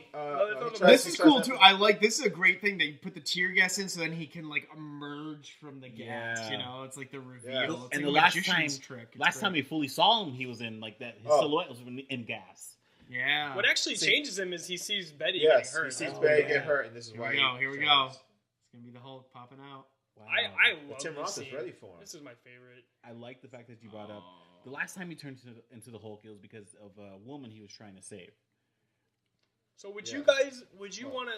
If Same thing here. I would have kicked my shoes off. So he turned Hulk shoes because they were after beating him up. Yeah. Oh yeah, they were beating him up. Would you want to be the Hulk if you had the ability to? Would you want his power and his ability? I would not. No, it's not controllable. It seems. No. There we go. There Here's the is. money shot. We see the Hulk. Man, that's CGI. There's no practical back then. uses for this in real life. Okay, how do you feel about the CGI? Rhythm and hues. There's the the Zolly, little Zollies. Trombone Betsy Ross shot.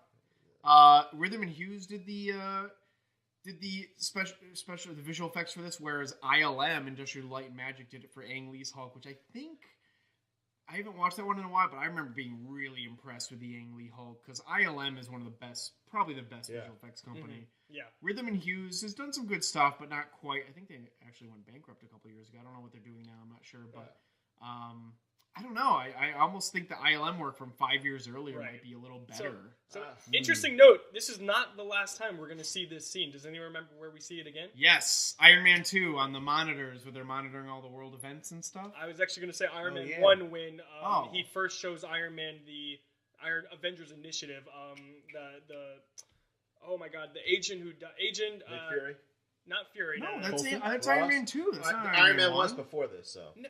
It's Iron Man 2. I'm sorry, Avengers 1. Avengers 1. Oh, okay. But who's the agent that dies in Avengers? Coulson. Coulson comes to the Iron Man's building, yes, shows him the Avengers Initiative, and we do see this scene on one of those video clips when it shows Thor. So I want to say you also see it when they're looking at news footage in Iron Man 2. Very possible. As well. I don't recall that, but that's here we go. Like somebody taking cell phone footage that we've just seen. Yeah. Right, and look at that cell phone, very dated. I think fun, man. I think I started to pick up a little bit more when I was watching the movie the first time on a meal now, because everyone is scared as hell, and he's just going at him. So you know there's more to him now, and that's gonna come eventually. Yeah, this is fun. Yeah, you can feel like, it. You feel this is like the villain I grew up with as a kid. Mm-hmm. Like I like look at Thanos and Killmonger, and they're more intellectual. Yeah. And I appreciate that being older, but I'm looking at this guy right here. This is like my kid villain. I do gotta say that CG Hulk has not aged well in the past 10 years. For this movie, maybe because we're used to it looking better now. And well, and what's really cool about this is you're essentially watching Captain America fight the Hulk, because this is a meal with the super serum. So you're kind of getting an idea of what it would be like if Captain America fought him. It's all Stark's fault. It all ties back to the Stark family saga. We said the MCU is the Stark saga, right? Yep. Although Stark didn't create the Hulk, where in the comics did the gamma radiation come from? Was he working in the lab? Yes, he was experimenting on them. He experimented himself, but actually, it was a bomb. It was actually a radiation bomb that gave him the gamma radiation that affected him. It wasn't that they changed that up a little bit in the movies the way it works. So this is a cool That's effect. So sick. These sonic waves. Yeah, they're shooting. sound. The rock just jump. This is actually a pretty cool effect. I like this effect. This is pretty awesome. I think the U.S. military actually has stuff like this. You don't see the waves like that, but it's more invisible. But is there legitimate technology like that? Yeah, no, they have stuff like that with like it affects you with sound or like stuff that's similar to like it makes you. I don't know if it's this like a frequency that makes you sick. I don't think not to this extent. It's like the sick stick, like microwave waves or something. Yeah, they do stuff like that. Because they're messing with those insides. Those are Boses. What? Bose speakers? Bose? Those Bose, we got Wait, hold on. We get this also in Batman vs. Superman in the fight scene. Batman uses this on Superman, and he kind of does the same thing. He takes like a little drain pipe and then throws it at each one. So kind of similarly, I guess he throws these too. How? So this is him getting stronger, right? No, Well, he's not. No, he's same Hulk. He really doesn't get stronger. Does he in this. kill anybody in this movie? Well, I One of think those guys at the beginning. I looked think like you they can got pretty insinuate messed up. that guy who got thrown after getting through his like leg 3 crushed probably walls. died. Yeah, Okay, I'm gonna blow your mind real quick. Blow my Ready mind. for this? do it. I was watching a 40-minute YouTube documentary on like Hulk Hogan, and Hulk Hogan got his name because apparently he was standing next to Lou Ferrigno, who was there for something Hulk was doing, and Hulk Hogan was bigger than Lou Ferrigno, and then so they started calling him Hulk Hogan. Okay, I can tell you without a doubt, Okay. Hulk Hogan was never and is not bigger than Lou Ferrigno. No way. I just don't see it. I'd have to see them side by side. I'd actually be really curious now. I'd love to see them side by side. Right? Me too. Because Lou Ferrigno was massive. Yeah, I mean, was he huge. actually dwarfed Arnold Schwarzenegger, if you can imagine that. Well, So, how tall is Arnold? Arnold's Hulk, not that Hulk tall. is like 6'4". Arnold's not that tall. Arnold Schwarzenegger is about 5'10", 5'11". Lou Ferrigno's about 6'2". Arnold's short. I've Yeah, he's seen not that tall. Arnold in person before. Yeah, He he's is not not. Granted, as tall as I'm you would think. shorter than he is, so if we're going by that, but he's not like you would think. Arnold Schwarzenegger would be like 6'2", 6'3", but he's not. He's actually moderate height. But Lou Ferrigno is a big. Here's the he was thing a big too with dude. these older versions of Hulk. I feel like they didn't really use. The actor's face doesn't come through as much. Obviously, now the motion capture has improved, where like Mark Ruffalo's face and his performance really comes through. I don't think they had perfected facial motion capture at this point. Ooh, taking out a helicopter. I mean, you probably just at killed the those time, guys. the thing is, at the time, they did. This is the job they did. He does look a little bit like Edward Norton, but I still don't get obviously this. it gets better. No, But- I agree. I still don't get this though. So like you cover her, but fire should just go inside. I mean, Well, he was covering her from the bullets. Right. The fire wasn't planned, but yeah. We're gonna get a T-1000 but motion. she should be dead though. I mean, quite frankly. Well, I mean, as he walks out of the flames. I mean, if he covers her, she's not going to burn. He should be dead. There's no way that monster chemical. I mean, I don't know why she's just knocked out all of a sudden if she didn't get any impact. But, I don't know. It didn't seem like he Smoking like relation, fell I on her or guess, anything. right? Like he just holds her. But That looks like a comic book Hulk right there. Like the face, the structure of the face, doesn't look like a human face.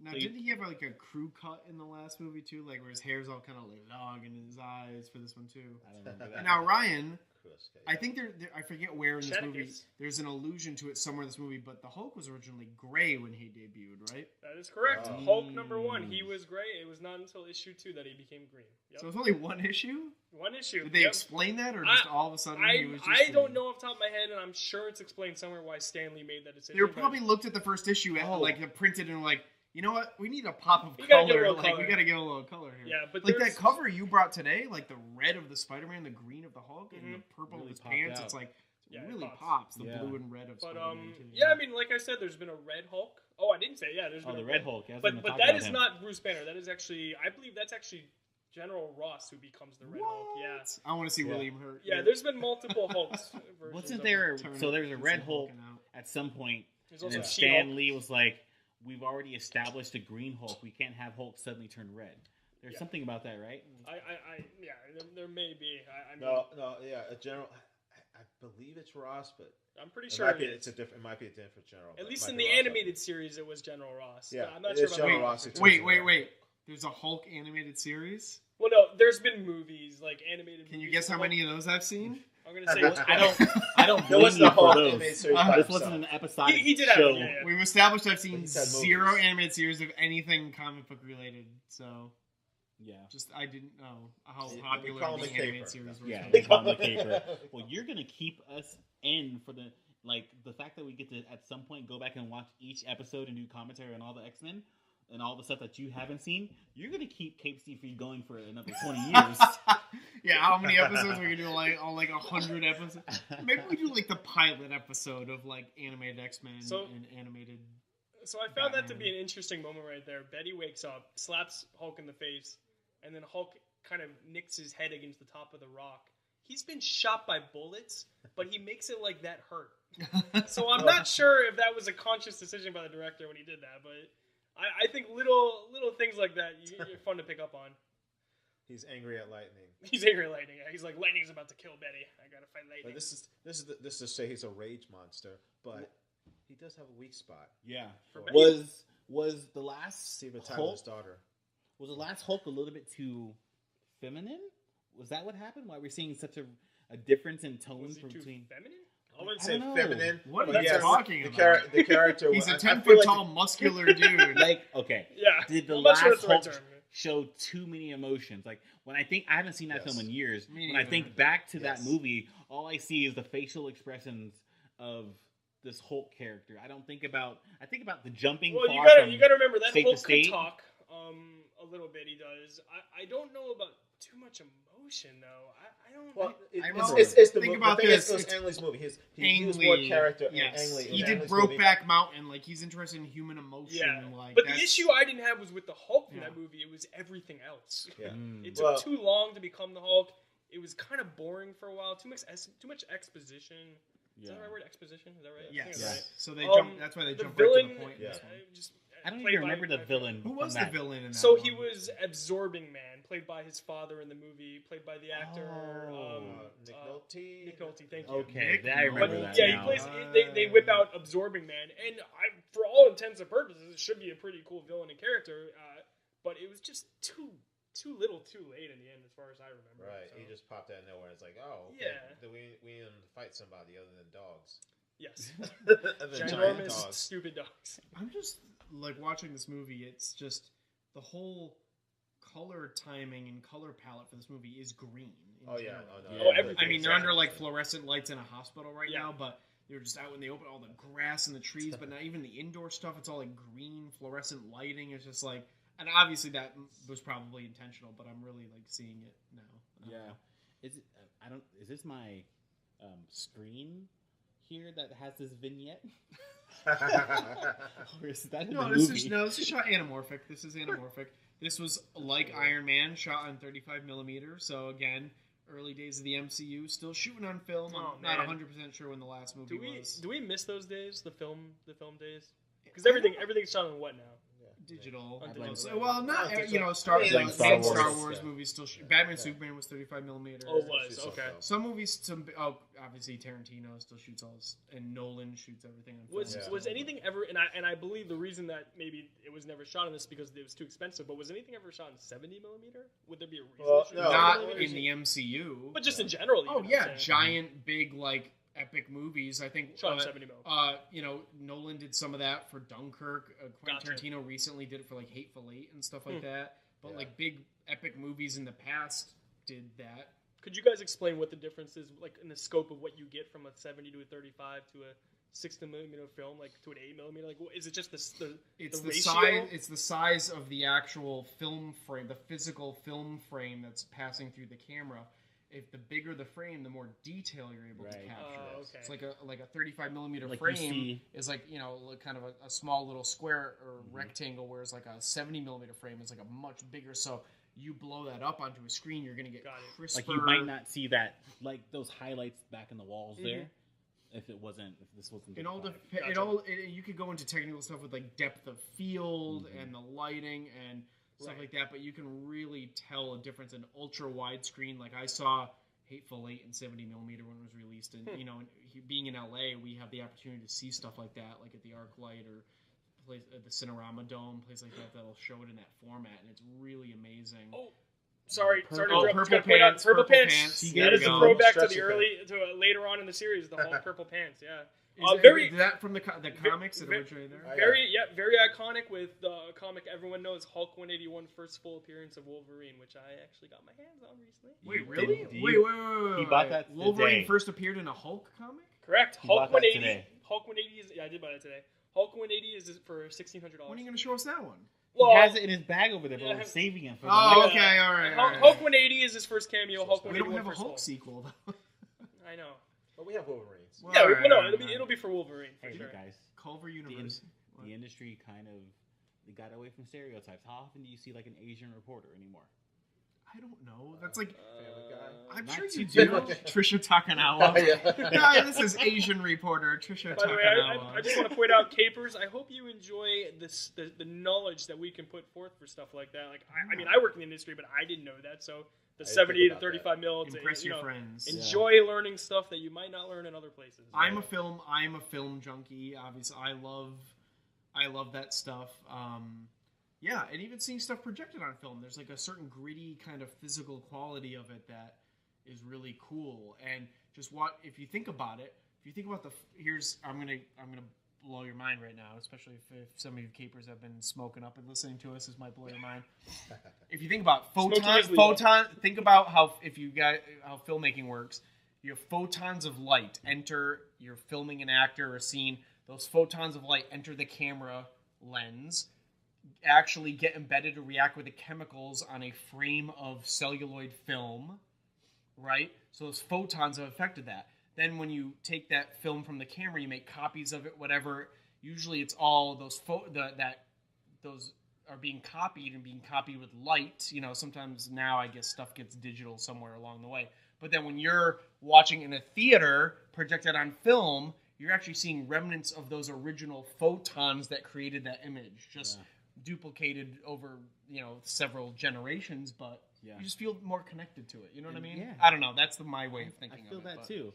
And the one thing I can't fathom is the idea that there's more blank screens than there are screens with images on it when you're watching movies. Like, I can't fathom that. You know what Wait, what are you talking about? It's too long to get into. Hold on, I lost you. It's too long to get into. Or blank screens? Okay, I'm confused. Like, I haven't seen a love scene in any Marvel movie since then to this, extent. Yeah, all right, I'm going to tell you a story. I feel so bad about this. So I used to do this, like, attendance award at my old high school, and I worked there. So all the kids would come in, and, like, if you had great attendance for that entire month, you'd be able to watch this movie and get a drink between, like, second and fourth period, like through lunch, right? So that was like our incentive to get you to come to the school. I ended up showing X-Men 3 because I just got a new job at SeaWorld. So I'm like, oh fuck, I can't remember anything. Right. I'm like, they're like, what movie are we gonna watch, Martin? I'm like, oh, X-Men 3, whatever. So I give them X-Men 3, and why is that the one you picked out of all the X-Men you're gonna pick? I didn't. I'm like, oh, this is like a good thing. Unity, The Last Stand, yada yada yada. Right. And then it ended up being like just sex and like middle fingers and cussing. And the school's like, we're never doing that ever again. That's what you get from Mr. Brett Ratner. It's PG-13. It was PG-13. It's what I thought, but yeah. I'm never going to ever live that down. It's pretty funny. Yeah.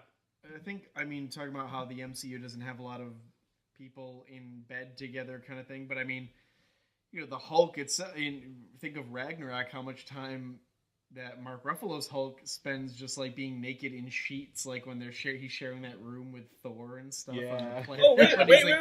There is in Age of Apocalypse, the scene where they go to Hawkeye's ranch. Age of Apocalypse? Hawkeye. Ultra. Age of Ultron. Wait, Voltron what did I just say? Age of Apocalypse. I'm like, oh my god! I just Greer-gated myself. Fuck. It's okay. Okay. Well, anyway, in Age of Ultron, there is the scene where in the ranch, Black Widow and Bruce Banner are in the room together, and it gets a little steamy, if you remember. Wow, Yeah. Hulk gets all the girls. Hulk gets all the girls. Hulk is the only kind of ass you ever see in Marvel movies, right? That's true. When he gets, I think it's in a couple of these Hulk movies. Like you see in Ragnarok, you definitely see a little flash of the green Hulk ass. Yeah. So this is, I think we're finally getting close to when, and it has taken a long time, but we're getting close to finally Bruce meeting Mr. Blue, a.k.a. Dr. Samuel Stern, a.k.a. the leader. Blue's his boy. Ooh, little shield There's reference right there. Yes, this is right here, because this is... That's the third shield reference, I guess, in this universe. You're my boy, Blue. You're my boy. You're my boy. This is almost like a little Cerebro kind of, but with emails. So I didn't see what college that said, but Dr. Samuel Stern is actually based out of Boise. It's Idaho. So I don't know if the college was in Idaho, but in the comics, that's where he originates from. Oh, Tim Blake Nelson, favorite of the Coen brothers. And this is where we find out who Mr. Blue is, Tim Blake Nelson. Yeah, Boise, Idaho. Why would you be taking a picture? He's trying to Taking a picture. So Bruce Banner, this beast of a thing, has the most romantic storylines in the Marvel universe, is what I'm hearing. That's true. Yes. It would appear that way, or steamy. That's true, because then it later becomes Scarlett Johansson. But they never, even when Mark Ruffalo comes into it. No, that's a lie. What about Peggy Or what Oh about, yes, Oh, actually, yes. Peggy, yeah. That Yes. spans like 70 years. That's a big deal. Yeah. That's That's a true. Well, big there's deal. that See Me Kiss with Sharon Carter, her daughter. and- Oh yes. Yeah. you're right. I'm not talking America, about but- grandniece, but that's just a granddaughter, moment. whatever they are. Oh, was it granddaughter? Maybe it was It was, granddaughter. it was Or niece? Yeah, it was Or granddaughter. niece. Grandniece? And Grand- Grandniece daughter? Grandniece. We'll Oh, get like, there. how is there? There's never a mention of Betty again, huh? After Ruffalo takes over. Oh no, they don't bring. It's kinda I don't interesting. believe It's- they bring. I think they might mention her or show her picture. know. Well, Not and a it's romance. weird because there really was no reason not to. I mean, you have, you have for Tony Stark and Iron Man, you have Oh, Pepper Potts. Pepper Potts, Yeah. and you get ScarJo for the Hulk eventually. But I guess that's the replacement for Betty. They went the Black Widow route, which I did not. Yeah. Oh, recall yeah, in the Thor and comics, so- Jane. I guess there's some romantic Yeah. couplings. But, By the way, you I know. just want to point out, Tim Roth. I mean, he got jacked towards Yeah. the end. I mean, Yeah. do you think he just went on a workout program for that? He Because- definitely went on a workout. Yeah, program. because Yeah. he transformed his body clearly for this role, which is impressive. And this is he's healed up now, and Yeah. to Thunderbolt's surprise. Do we ever Ross's surprise? do we ever see those quick flashbacks that we see, like that shows that this character has a tormented past? Do we ever see that again in any Marvel film? I'm talking about not like the Thor one in Age of Thor has Ultron. visions. Not like those- Tony those Stark are long. Tony Stark What, has what do you mean? visions. Just like Like quick, like 3-second cuts, just like of those flashbacks. That seems like a very 2000s thing. I feel like we don't see that anymore because, like, when you think about the Thor stuff, like his visions are long. His visions are actually played out and acted in. I don't think so. I can't think. I mean, unless you want to maybe say Tony. I don't in know. in I don't Age know. of Ultron, the scene where we first kind of get the Scarlet Witch with her powers, and she kind of does Yeah, that that's what I'm little talking about. mind So thing. those are like at least 2 minutes long. Yeah. Like I'm talking like the quick cinematic cuts that we use in Well, like independent films and okay. stuff. Chris, this is yeah. actually Yeah. great yeah, I mean, New York humor right here. With I remember that line from the trailer, me in a metal tube underground in the most aggressive city in the world. I remember that being in the trailer. Yeah, I And remember that too. Aggressive taxi drivers trying not to Hey, get stop. him angry and upset. When So, is- they actually went to New York to film the stuff too. Liv is always yelling. She does yell a lot. That is a part of a character, no matter what movie she's in. Well, Right. her dad, he's yelling and singing, and uses his voice. That's true. So loudly, it's an you know. extension of the character. She technically didn't really yell in Leftovers. Maybe like That's one true. scene. Yes, did not speak very much. in She that probably show, she yes. wrote really loudly though. Very true, very true. Oh, he's wearing blue. Is this blue? He's wearing blue. Mm. Look at that. Oh, and he is Mr. Blue. I have a feeling Edward Norton had never worn a baseball hat before in his life. His head's really weird, right? yeah. It's just the hat Yeah. just looks very awkward sitting on his head. Yeah, I don't it know. does. It doesn't look right on him. It's just if I was a studio and I said, "Hey, let's use Ed Norton to play a superhero," I would not have objected at all. But like, I'm sitting here watching him now, and it's just like so hard for me to take him seriously because I want him to be the Ed Norton that I know, and that sucks for Ed Norton. Yeah. Right. Really think about it. No, I It's love not Ed his Norton, fault. but no, it's Ruffalo. Yeah, like we said, Ruffalo just brings that get that empathy. I don't know, you just connect with him as a timid kind of guy who's trying to resist this more. He's very nervous. He's wringing his hands. You don't get that with Ed Norton, Mm-hmm. Yeah. I don't know, Ryan. What do you think compared to how Bruce Banner's portrayed in the comics? As far as Who is kind of closer? Who do you think is kind of closer to the way Bruce Banner's personality is portrayed? Right. We've had 3 Batmans, 3 Spider-Mans, now 3 Hulks, kind of within the same 20 years. between those 3 Hawks, right? Yeah, Um, Banner's I can't really remember because it's been so long since I watched that, but I'd say a combination, to be honest. I can't really think of one of them really fully portraying the character perfectly. So, as far as the way it was written, I always find what's interesting about these 2 villains is, the leader who we were just introduced first appeared in Tales to Astonish 62, so a little bit earlier, obviously, than the Abomination who came in 28 issues later. They really were very prevalent villains, and the Hulk fought the leader many times. He essentially gets exposed to gamma radiation, turns green, and gets super level intellect, who is Mr. Blue in this case in this movie. But Yeah, the Hulk, he has like psionic powers, superhuman intellect once again. Wait, so the leader... But we could have seen them many more times after this movie. Now, at the end of this movie, what Tim Blake Nelson's character, doesn't he get like the blood? He gets contaminated with the blood. He gets like... contaminated with the blood. So that was their way of essentially doing the gamma radiation. Right, okay. That's how he gets contaminated again. What does he look like? I know we never his get head to see gets him. big, but he doesn't turn green like he's supposed to. We never get to see his him brain gets transform. huge. Yeah, his brain pops He's up. supposed to be like this super genius guy. Yeah. Oh, okay. Because his Exactly. brain. Yeah, we never get a chance to see that. They He were becomes probably a setting brain up for a version sequel, of Hulk. but... Okay. Yeah, weird. That was really weird. It was really gross. But yeah, no, he has. He's an interesting character. I wouldn't have minded of maybe getting more of him later on, but because they hinted towards it obviously in the end. But Yeah. The one thing I will say, because there was a scene right before where Tim Roth was looking at the camera where you see his spine come out. Yep. The thing is, when you watch Captain America: The First Avenger, they have to pick the right subject to use a super soldier serum on, because it does affect with your mind, and you have to have somebody that's like stable-minded. Mm-hmm. And that's one of the reasons why he's going to wind up turning to the Abomination later, is because he does, like, this affects his mind. The fact that he got hurt, and he's like, now he's starting to rage, and he's starting to feel like the Hulk is an enemy. Yeah. It starts messing with his mind, where we'll see later as he tries experimenting more. Yeah. There are a lot of Marvel villains that, even during the course of the MCU, that are that they kind of hint or they fight and then don't return for the sequels. You know, it's kind of like a lot of one-offs. But they've hinted at some who have not come to pass. Obviously, Tim Blake Nelson's character in this one, they never got a chance to explore that further. But yeah, I mean, I figured that was going to be a Hulk sequel if they actually wound up doing a Hulk sequel. And I feel like even though it wasn't a complete reboot, I feel like they just kind of moved on from this movie. Yeah. Even with characters as well. So Right. I gotta say, I really enjoyed the green eyes. I think that was a very cool element that they added to this movie that I wouldn't have minded getting with Mark Ruffalo later on, but it's fine without it. I just think it looks really cool. ooh, he's transforming. Do you think maybe one of the problems with this movie is that it feels like it might transcend genres, because it felt like a horror movie, then it turned into an action film. Now it feels like a horror movie again. It does. That's the funny thing. It almost looks like a monster movie to me now. You're Less right. than a superhero. You're like, right. Like with Mark Ruffalo turning, it is very comic booky. This is like, I agree. This is like a monster movie. This is interesting. Right, and then before it was shot like a Michael Bay movie or like a horror movie, Right. like a Jurassic Park movie.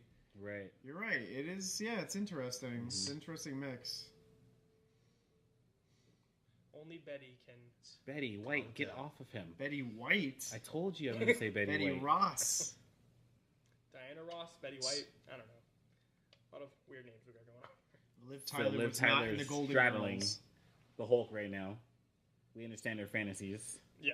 That's what the whole idea was they were going to kick in this serum as he started to change, but then Tim Blake's character, Abomination, he just got amazed at seeing him turn to the Hulk that he just didn't do it.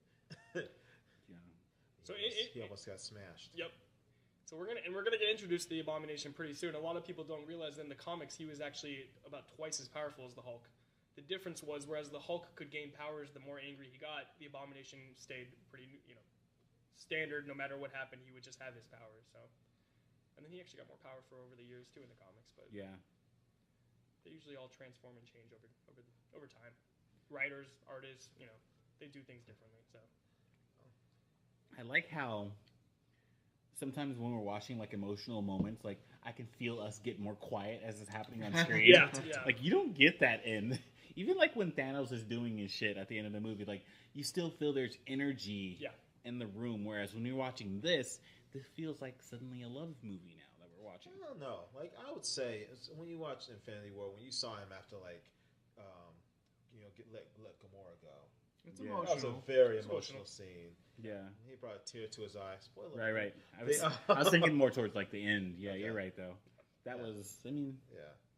Yeah, I mean, you're right. come on, you have that meme that came out of that, the Mr. Stark, I don't feel so good, Yeah. Actually, that's pretty good. It's emotional. It's yeah, emotional. no, I think they can get emotional. Yeah, really good, really emotional. Like, but those emotional moments were warranted. Whereas these feel, if I was watching this in 2008, I wouldn't have felt that. Well, yeah, because Infinity War, you've been watching some of these characters for almost 10 years. Yeah. Like you've followed them, you've earned their emotional kind of respect, you know. Right. That's one of my favorite like Shyamalan quotes when he's talking. He says you can't go too emotional right away because you have to earn your audience's respect. Oh yeah, no, you do first. Absolutely. Yeah. That's hard to do. I mean, you have to be a skilled writer or director or actor. It has to be a good combination of those three skills when you're making a movie to try to do that over the course of just 2 hours in a movie. Yeah, obviously, Infinity War, they had the course of several movies to get to know these characters and things. But like, if you want to do that in one movie, that's difficult. That's very difficult to do. That's why a majority of movies don't work. And it's only a very select few are the ones that really work and really resonate with people and stand the test of time, you know, as classics, you know. Yeah. This feels very Batman-ish. And this is the reason why he can't trust anyone, because he sent that little bit of blood to Mr. Blue. And what did he do? What he did, he cultivated it and made more of it. Yep. And so in his mind, he's starting to see all the benefits that Ross sees also. Ross sees in weaponizing it. Yep. He sees in like making it the medical, aspect. Yeah, right. Yeah. Well, he doesn't want this out in the world because. I can't think of a live action movie where something like this was comparable. There's been animated movies I could reference where a character like Superman was cloned and he destroyed the entire medical facility where it happened because you can't let that be something that could be allowed, or else multiple Supermans, that'd be horrible, especially if you controlled them all. But I can't think of anything live action where someone's blood, or maybe they were cloned and were being kind of researched and taken advantage of. So it's interesting that they did it here, I guess.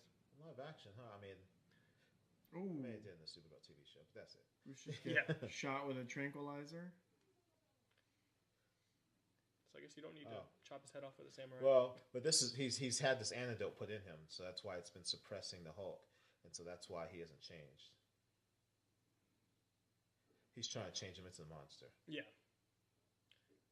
But the Hulk is working. I mean, the antidote's working right now. His music feels very like Shakespearean. Yeah. It's a tragedy.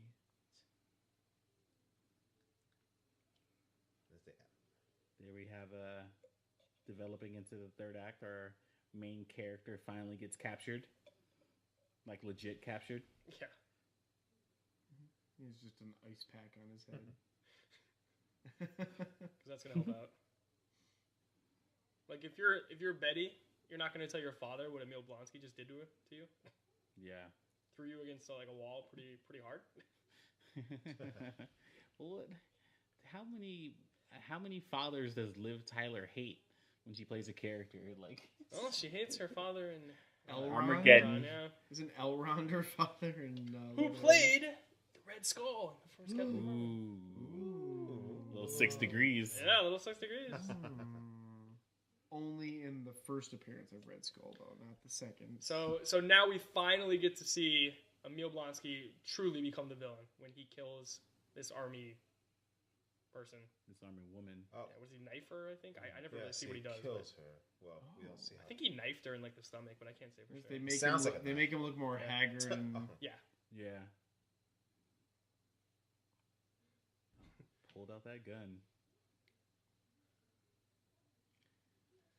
See, it's like I didn't know anything about who the leader was or anything, which they were hinting at with Tim Blake Nelson in this movie. But it's kind of like I need to see. I don't have the comics background like you have, Ryan. So I need to read about these things afterwards. Like in Homecoming, I'm reading about all of Michael Keaton's crew. The Vulture's crew is like the guy who became the Tinkerer, and there's all these Prowler and the Shocker. That's and what's I'm interesting. You watch this movie, you think, oh, these are just some general villains that they added to the movie. I understand that they're hinting at things, but then I have to read them they're hinting at this big villain that could possibly. So now but it's not even so much that. It's that these are very prevalent villains in the Hulk universe. Right, but I don't know that until I read about it afterwards online or something, But Well, but it's cool. It's cool they plant those seeds for people like you who know that stuff. Yes, You correct. know? Yeah. Well, and that's the thing. They plant these seeds where obviously the comic book people know the characters when they hear the names or that.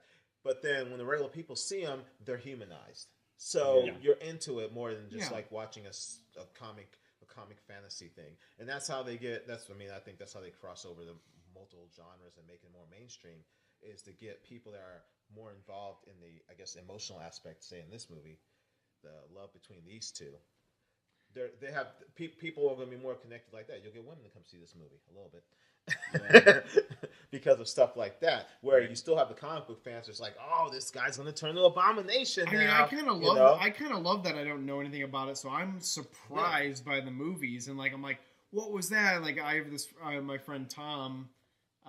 He's a big comic book guy, and sometimes I'll see these Marvel movies with him, and like we'll sit there after the movie's over, and he'll explain to me like what that was supposed to be. You're like, because they do these cryptic post-credit scenes, and he'll tell me, oh, that's so-and-so, and sometimes I need him to explain things to me. And what's interesting, they actually team up a lot in the comics, the leader and the Abomination. So these really could have been a more perfect villain choices, a duo for this movie, which is so interesting. Like, it could have set up for a future, situation. But this one, you get some gamma. You get some blood in him. This is definitely a horror film. And he's like, I'm gonna get smarter. Yep, that's what I think what's happening. Little glimpse of the Abomination. We haven't seen the full reveal yet. Just like the whole. I like to hold out those reveals. Apparently, it's like Black Hawk Down all of a sudden too. Yeah. Oh yeah, definitely. Like you didn't see any zone in the streets. Well, you didn't see any of that. Like this reminds me of like when Obadiah has like the Mark I, and he like is coming out towards like the end of Iron Man. Like there's some scary stuff there, but it wasn't an entire like act full of scary like shots and Jebediah stain, as I called him. And one of my favorite, I think, themes that you kind of can take from this is power corrupts, but absolute power corrupts absolutely, and that's what he's been pursuing this whole time is absolute power. Yeah. And now he's got it, and now he is fully corrupt. So, it's something to I think taking a real world perspective is be careful. Very thought junky of you. Yeah, I try to mix it a little bit. You can segue off on it. Thought junky perspective. Yeah, I'm trying to add you in with your. What do you see? What do you see when you watch this? I'm a jack of all trades. You are a jack of all trades. But no, I mean it's interesting. You can definitely take that from that, and I think we see that in a lot of. In that scene right there, where you see kind of like pieces of Abomination as they're running down, it has a very Cloverfield feel. Yeah, I agree. You see kind of a lot of Matt Reeves in there. So right now we don't really see him yet, but the whole town's scared and everyone wants to get out. But they're chasing it down, they're fighting, but you just see these glimpses of this monster. I swear, in almost every comic book movie, there's usually a scene where people who have no business fighting something superhuman try to fight it. Well, and they're going down. Now, this is... Oh, is that Michael Kenneth Williams? That is Michael Kenneth Williams. Yeah, Chalky White or Omar Little. I think he was actually cast because, was it Ed Norton or the director? I forget. So somebody involved in this movie was a huge fan of The Wire. That's why. Oh, does he even have a line, or is that it? Is that his only cameo? He's just like That's a dude in Harlem? There's the Abomination. What I was going to say real quick is that... So Judy Greer is in this movie. No, this is actually referenced in...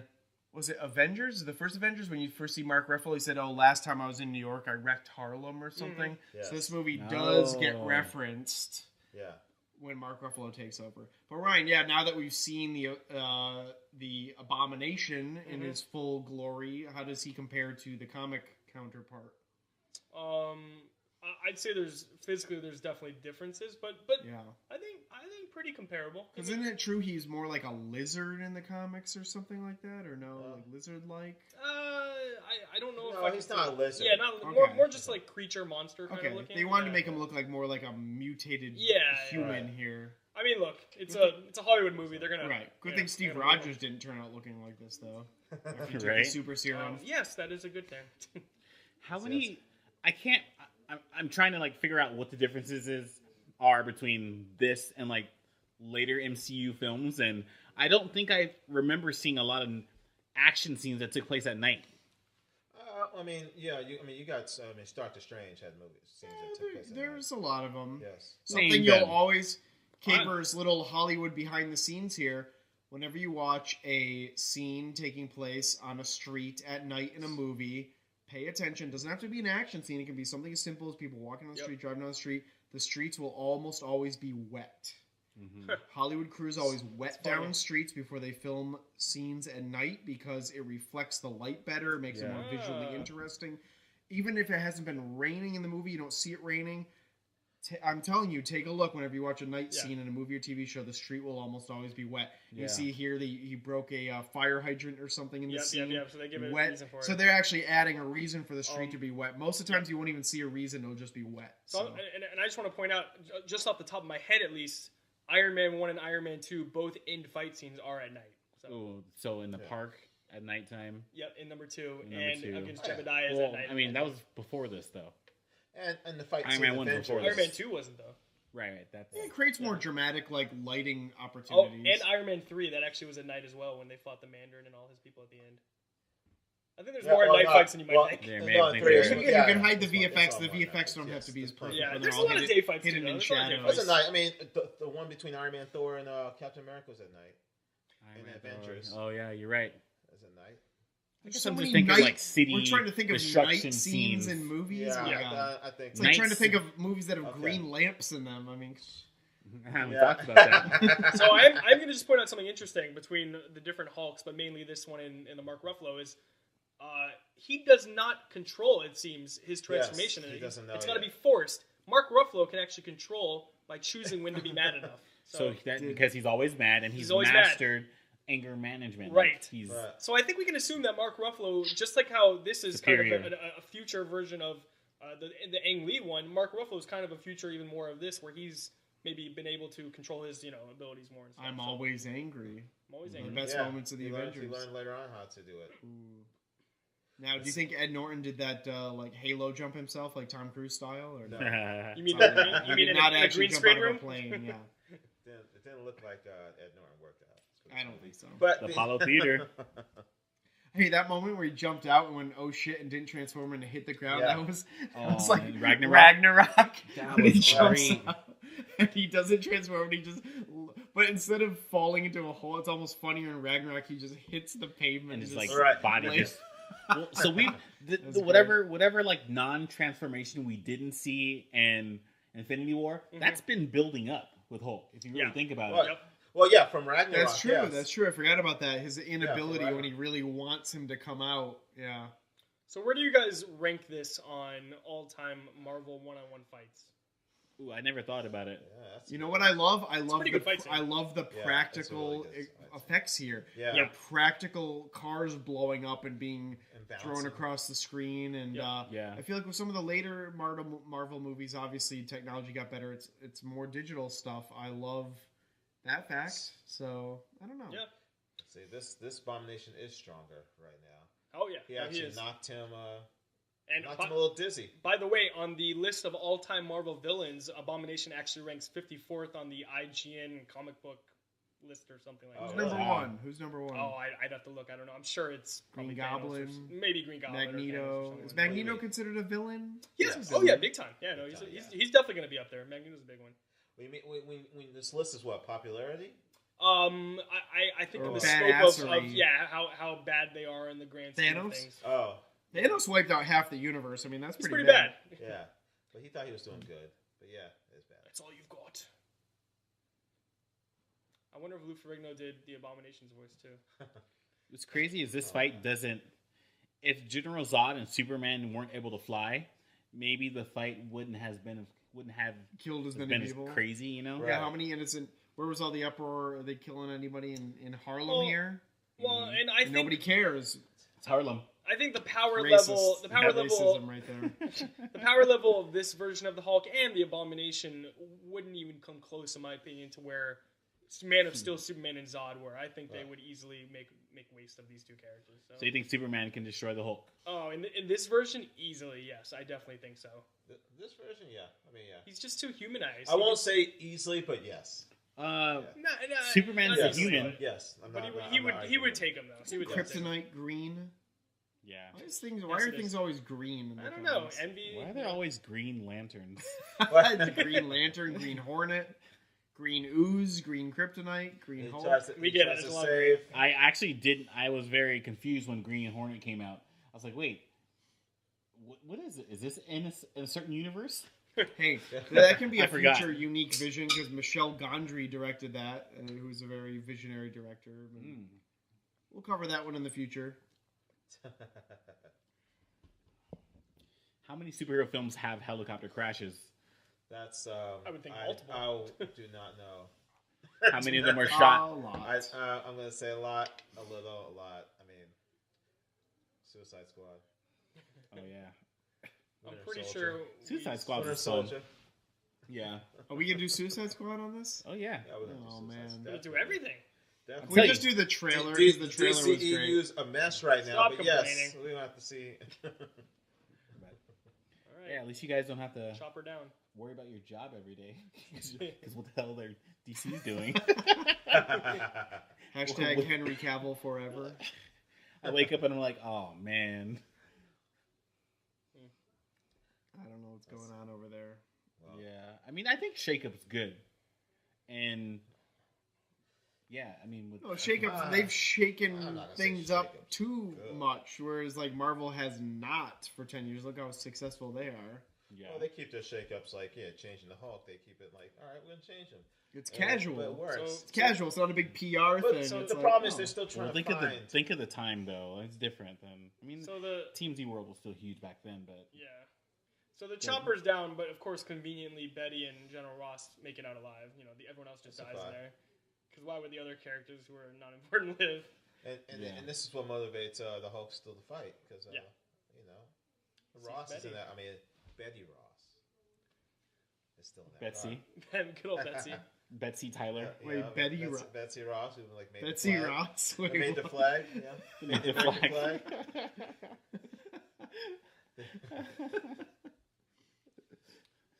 But yeah, now we get our eventual end fight scene, and it's a pretty good fight, pretty even. That way, we're now in the end fight scene. Oh, this is like the climax. This is it. Yeah, Yeah. this is the climax. This is like we're right about See, to end it. he's getting hemmed up right now. He's getting. Is he about to zod him? Is he about to get zotted? I don't think it's quite. Is that a done just yet. verb? I made it a verb. So he's got like spines on his back. Yeah. Now, how come? Now, Ryan, is it the same exact Sounds like- serum as that far as what Captain America got? Like, how come it affected him so Well, differently? no. This is the thing. And when you watch Captain America, the doctor that created the serum was killed when Captain America was created, and so they were never able to replicate it. That's why there's not a bunch of Captain Americas. Yeah, this Okay. is like a different version. And that- this, Okay, but the so, thing like, is, obviously the serum that mutates- he got is a version of what they were trying to okay. do, and that's why. But to be it clear, affected that's his not how mind. it works in the comics. He doesn't get the super serum. That has nothing to do with it. He just doses himself with a higher version of the gamma radiation. Wait, since when does Oh. Hulk have the like Oh, thunderclap like Thunderclap. powers? You see He's that? always had it. He had just it. did a massive Well, clap Hulk and like can the do wave put out whatever the he fire. wants. I've He never can- seen that. He can do whatever I've he never wants. seen that before. Oh, I didn't know that was that's a one of power those of powers. his. The big clapping. Yeah. Yeah, no, that's one of the. Okay, they It's have one of not his portrayed powers. that in any other movie. Just like we've never seen Batman summon bats in any Well, hold movie. on. We other get than we get Batman super Begins. breath with waking Iron Man up in Avengers 1. So Oh. It's like dragon breath. And can I point out that the Abomination has no pants? So, Wait, is he naked? he is He's naked. naked, and Wow. he is an abomination. He is fully naked. Now He he lost did not his have the uterus until- foresight to put on stretchy pants. Well, and Before there's he nothing to transformed. hide apparently. He so also it has doesn't no matter. balls. His scrotum is. Wow, That was Why an do you think interesting he's so choice. mad? that is an interesting Why is choice. he Yeah, so I'm mad. surprised they did that. Hulk smash. Smash. Yeah, Lou Ferrigno was so excited to do that. Yeah, I'm sure. he Can I was. just point something out, Ryan? You've probably experienced this. I've been to Comic-Con, WonderCon. Mhm. Lou always has like a little booth, Yeah, of course. and I've just seen him. He just like sits by himself, Yeah, waits for people to come up and get autographs. It's kind of Yep. sad. It's a little It's a sad little sometimes, sad. and I'm only gonna say it's a little sad because it'd be nice to see him get a little more interaction. Yeah. And I don't think Everybody he cares. knows who He's he fine. is. Yeah. Can I just say But- I loved his turn on King of Queens. He played Yeah. the Heffernan's next door neighbor as himself, and it was hilarious. But yes. There, you bring up an interesting point though. There is an element of comic conventions where you go and you will see B, C, D-list celebrities, and a lot of the time they're kind of just like That's hanging their out with income. They charge $25 Yeah, for yeah. an autograph. And I met Larry. I was at Long Beach Comic Con and I met Larry Houston, who was the original director for the X-Men animated series. That was for a all great episodes. moment for me. Oh yeah, we were there, and that's what's cool is you can come up to these people and there's no one to see them. Sometimes they will sit there with you and talk for 30 minutes, an hour about their life and their passion, and it's a beautiful thing. Yeah, really. can I just say that there's 2 times that I've paid for like an autograph / photo with somebody at those conventions. One was Billy West, the voice of Ren and Stimpy, and Doug, and Fry from Futurama, and big fan of that guy. I just had to. And then Larry Thomas, who played the Soup Nazi on Seinfeld. I had to do that because Seinfeld's my favorite show of all time. So I had to do it. I've probably spent about $10,000 on Stan Lee signatures over the years. Nice. So. Wow. That's good. That'll be worth something someday, though. Once he's like gone. They're already worth a lot. So yeah, oh yeah, for sure. It was cool to see, and I'll go thought junkie here. It was cool to see a black male who ended up directing a lot of the episodes of X-Men. Like that felt really good. You know what I mean? Like behind the scenes diversity sometimes. Well, we should have that. We should have different perspectives and unique takes on things, and diversity is a big part of that. And that's and especially with something X-Men I hope the because industry is it deals looking with race and deals with rape. Right. Deals with kind of like racism and xenophobia. Yeah. In the sense that mutants Is there been a black director in the MCU? Oh yeah. Well, Black Panther. Black Panther. Yeah. I mean, besides that one. That is the only one. Besides that one. I mean, I was gonna say Taika Tim's story, Waititi but- is technically part Maori or whatever. I don't remember him checking minority as a. I don't remember him self-identifying. Yeah. Yeah. Besides Coogler, obviously. Well, has Tim's there- story has was there been a female? Well, was Tim's still- story Fox did was- Fantastic Four. Yeah. There has been a few more, but not for Marvel, for DC, Yeah, for Wonder DC, Woman. but not for Marvel. Well, Marvel, one of the co-directors of Captain Marvel is a woman. It's a co-director yes, team. actually, It's a that's man true. and a That's woman. true. Okay. And then they're obviously going to get one for the Black Widow movie that they're putting together. Yeah. So Yes. they may have already announced that. I forget if they announced the person. for Yeah. it. Like I'm gonna be so mad when Wonder Woman 3 isn't directed by a woman. It will. Patty Jenkins is coming back for the It second will be. one. They're Hope not so. gonna- they're not Well, I'm gonna just let- saying. I was That will- hypothetically well- speaking, something like that happening, I'd be upset. I mean, but Hey, the green Statue of Liberty. It's all green. Is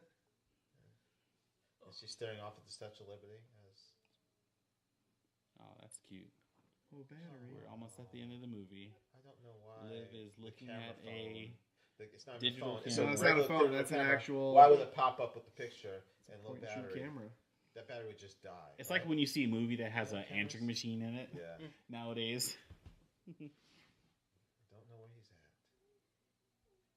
The last time we We're in see. British Columbia, Ross. so actually in Canada now, where a lot of this movie was shot. He's just running through a field. Do you think that's actually Ed Norton, or is that like a double? Right there, that's a double. It's definitely gonna be a double. Most likely, Yeah, yeah. 700 yards They up They with a probably had drone. to, Not they had one to, of the they had to days keep, that they had to Norton keep is on. swinging the helicopter around to get the shot. So That is definitely. Yeah. that's a tiny little package. It's a tiny, cute little Whoa. package. That's what we said about Abomination earlier. No, there was no That's package. true. There's no package. More this sad like music, you know. This is very 2000s. It is. Early 2000s, but this came out in 2008. Oh, the meditation. Oh, the meditation. Oh wait, this is This is when he starts to learn how to This is control it. it. I actually love. Oh, and This that's is the where- point. That leads up to the Yes. Mark Ruffalo one, if you think about Yes. it. So each in one really kind of did lead up to the beginning of the next one. Huh. Yeah. Well, he's in a different location when they find him, but it's like trying to the meditation kind of aspect, right? Well, Is that the what thing you're is, talking about? but he's trying. This is when he learns how to control He it. smiles. Oh. Yeah, you can tell there's something Whoa. different. We'll see later on. I actually really like the ending of this because it's ambiguous. Like, is he? It looks like he's controlling it. Yes. Yep. Yeah. Oh! The That's liquor right, look there green. we go. Green The liquor juice. look green. It was Oh, interesting. yeah. God, there's so He's much actually green. drinking an Incredible Hulk. Yes. Yes. It's the name of the cocktail. So this is where we get our first Iron Man ever.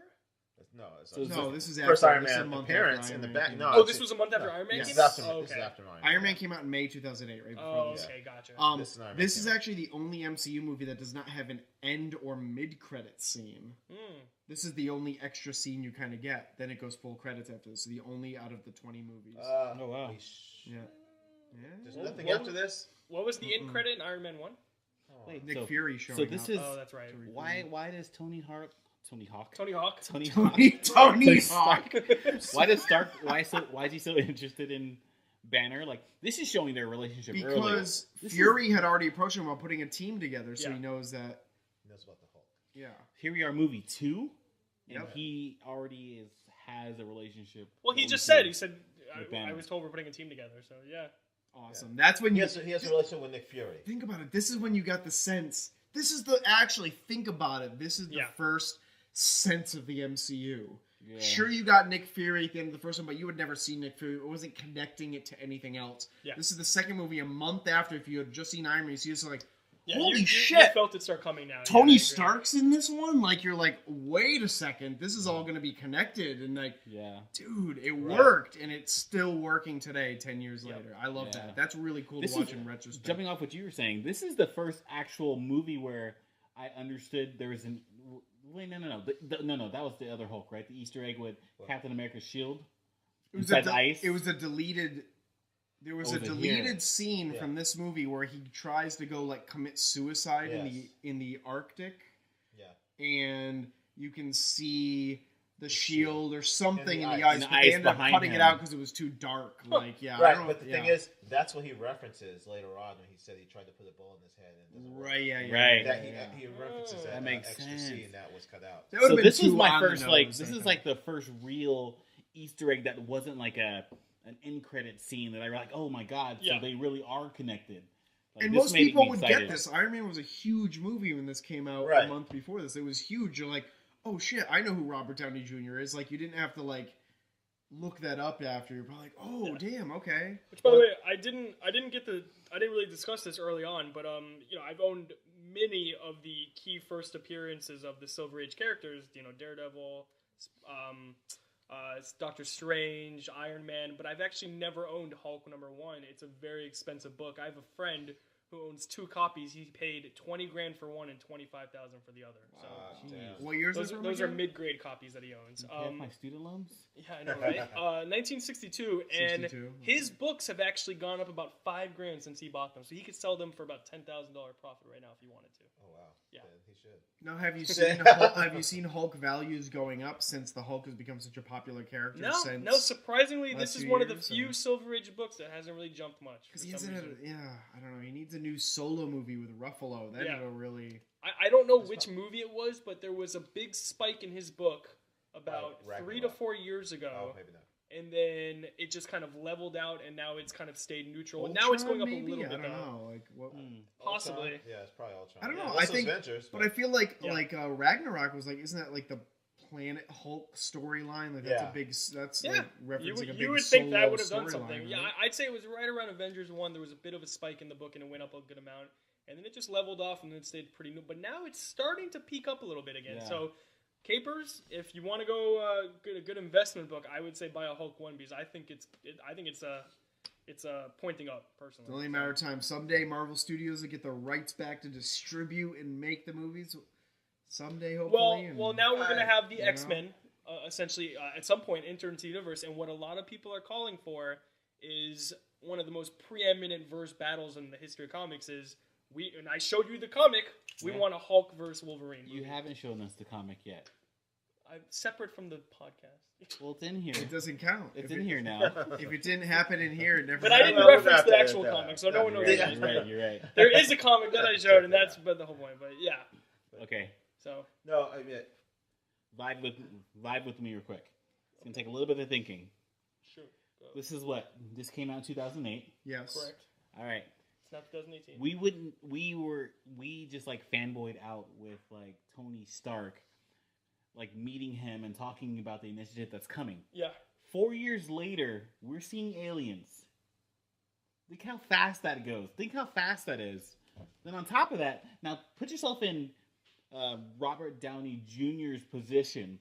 He's shooting these films, and then suddenly, like 2 years later, he's seeing like aliens and a bunch of CGI and whatnot. Like, just the way these things work so quickly is so mind-boggling to me. You know what I mean? Like, well, Martin, you should be happy. This movie didn't leave Earth.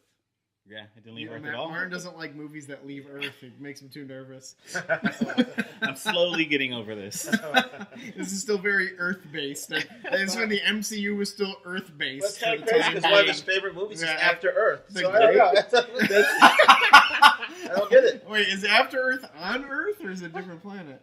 It's But on they- Earth, bro. Okay, it's still Earth. But Okay, they really- It's on Earth, but they left. But they really And that's why introduced it's nervous. they really introduced the space element pretty soon in because that's what Yeah. they did with Thor 1. So right. you There's kinda a whole get that- cosmic yeah, side. you get Oh, the wait, cosmic no, side you're of right. it. But we don't So- see. I mean, We do. We get Yeah, Asgard. we see get plenty of that. aliens. We Yeah. get all the blue people. Yeah. that Think Loki how is. simple Ice the giants, MCU yes. was before you went to other planets and other galaxies and dimensions and Yeah. shit like that. Well, yeah, Wow. no, the first Thor was kind of like the I had no idea what was coming. Outer World, the first Outer World one.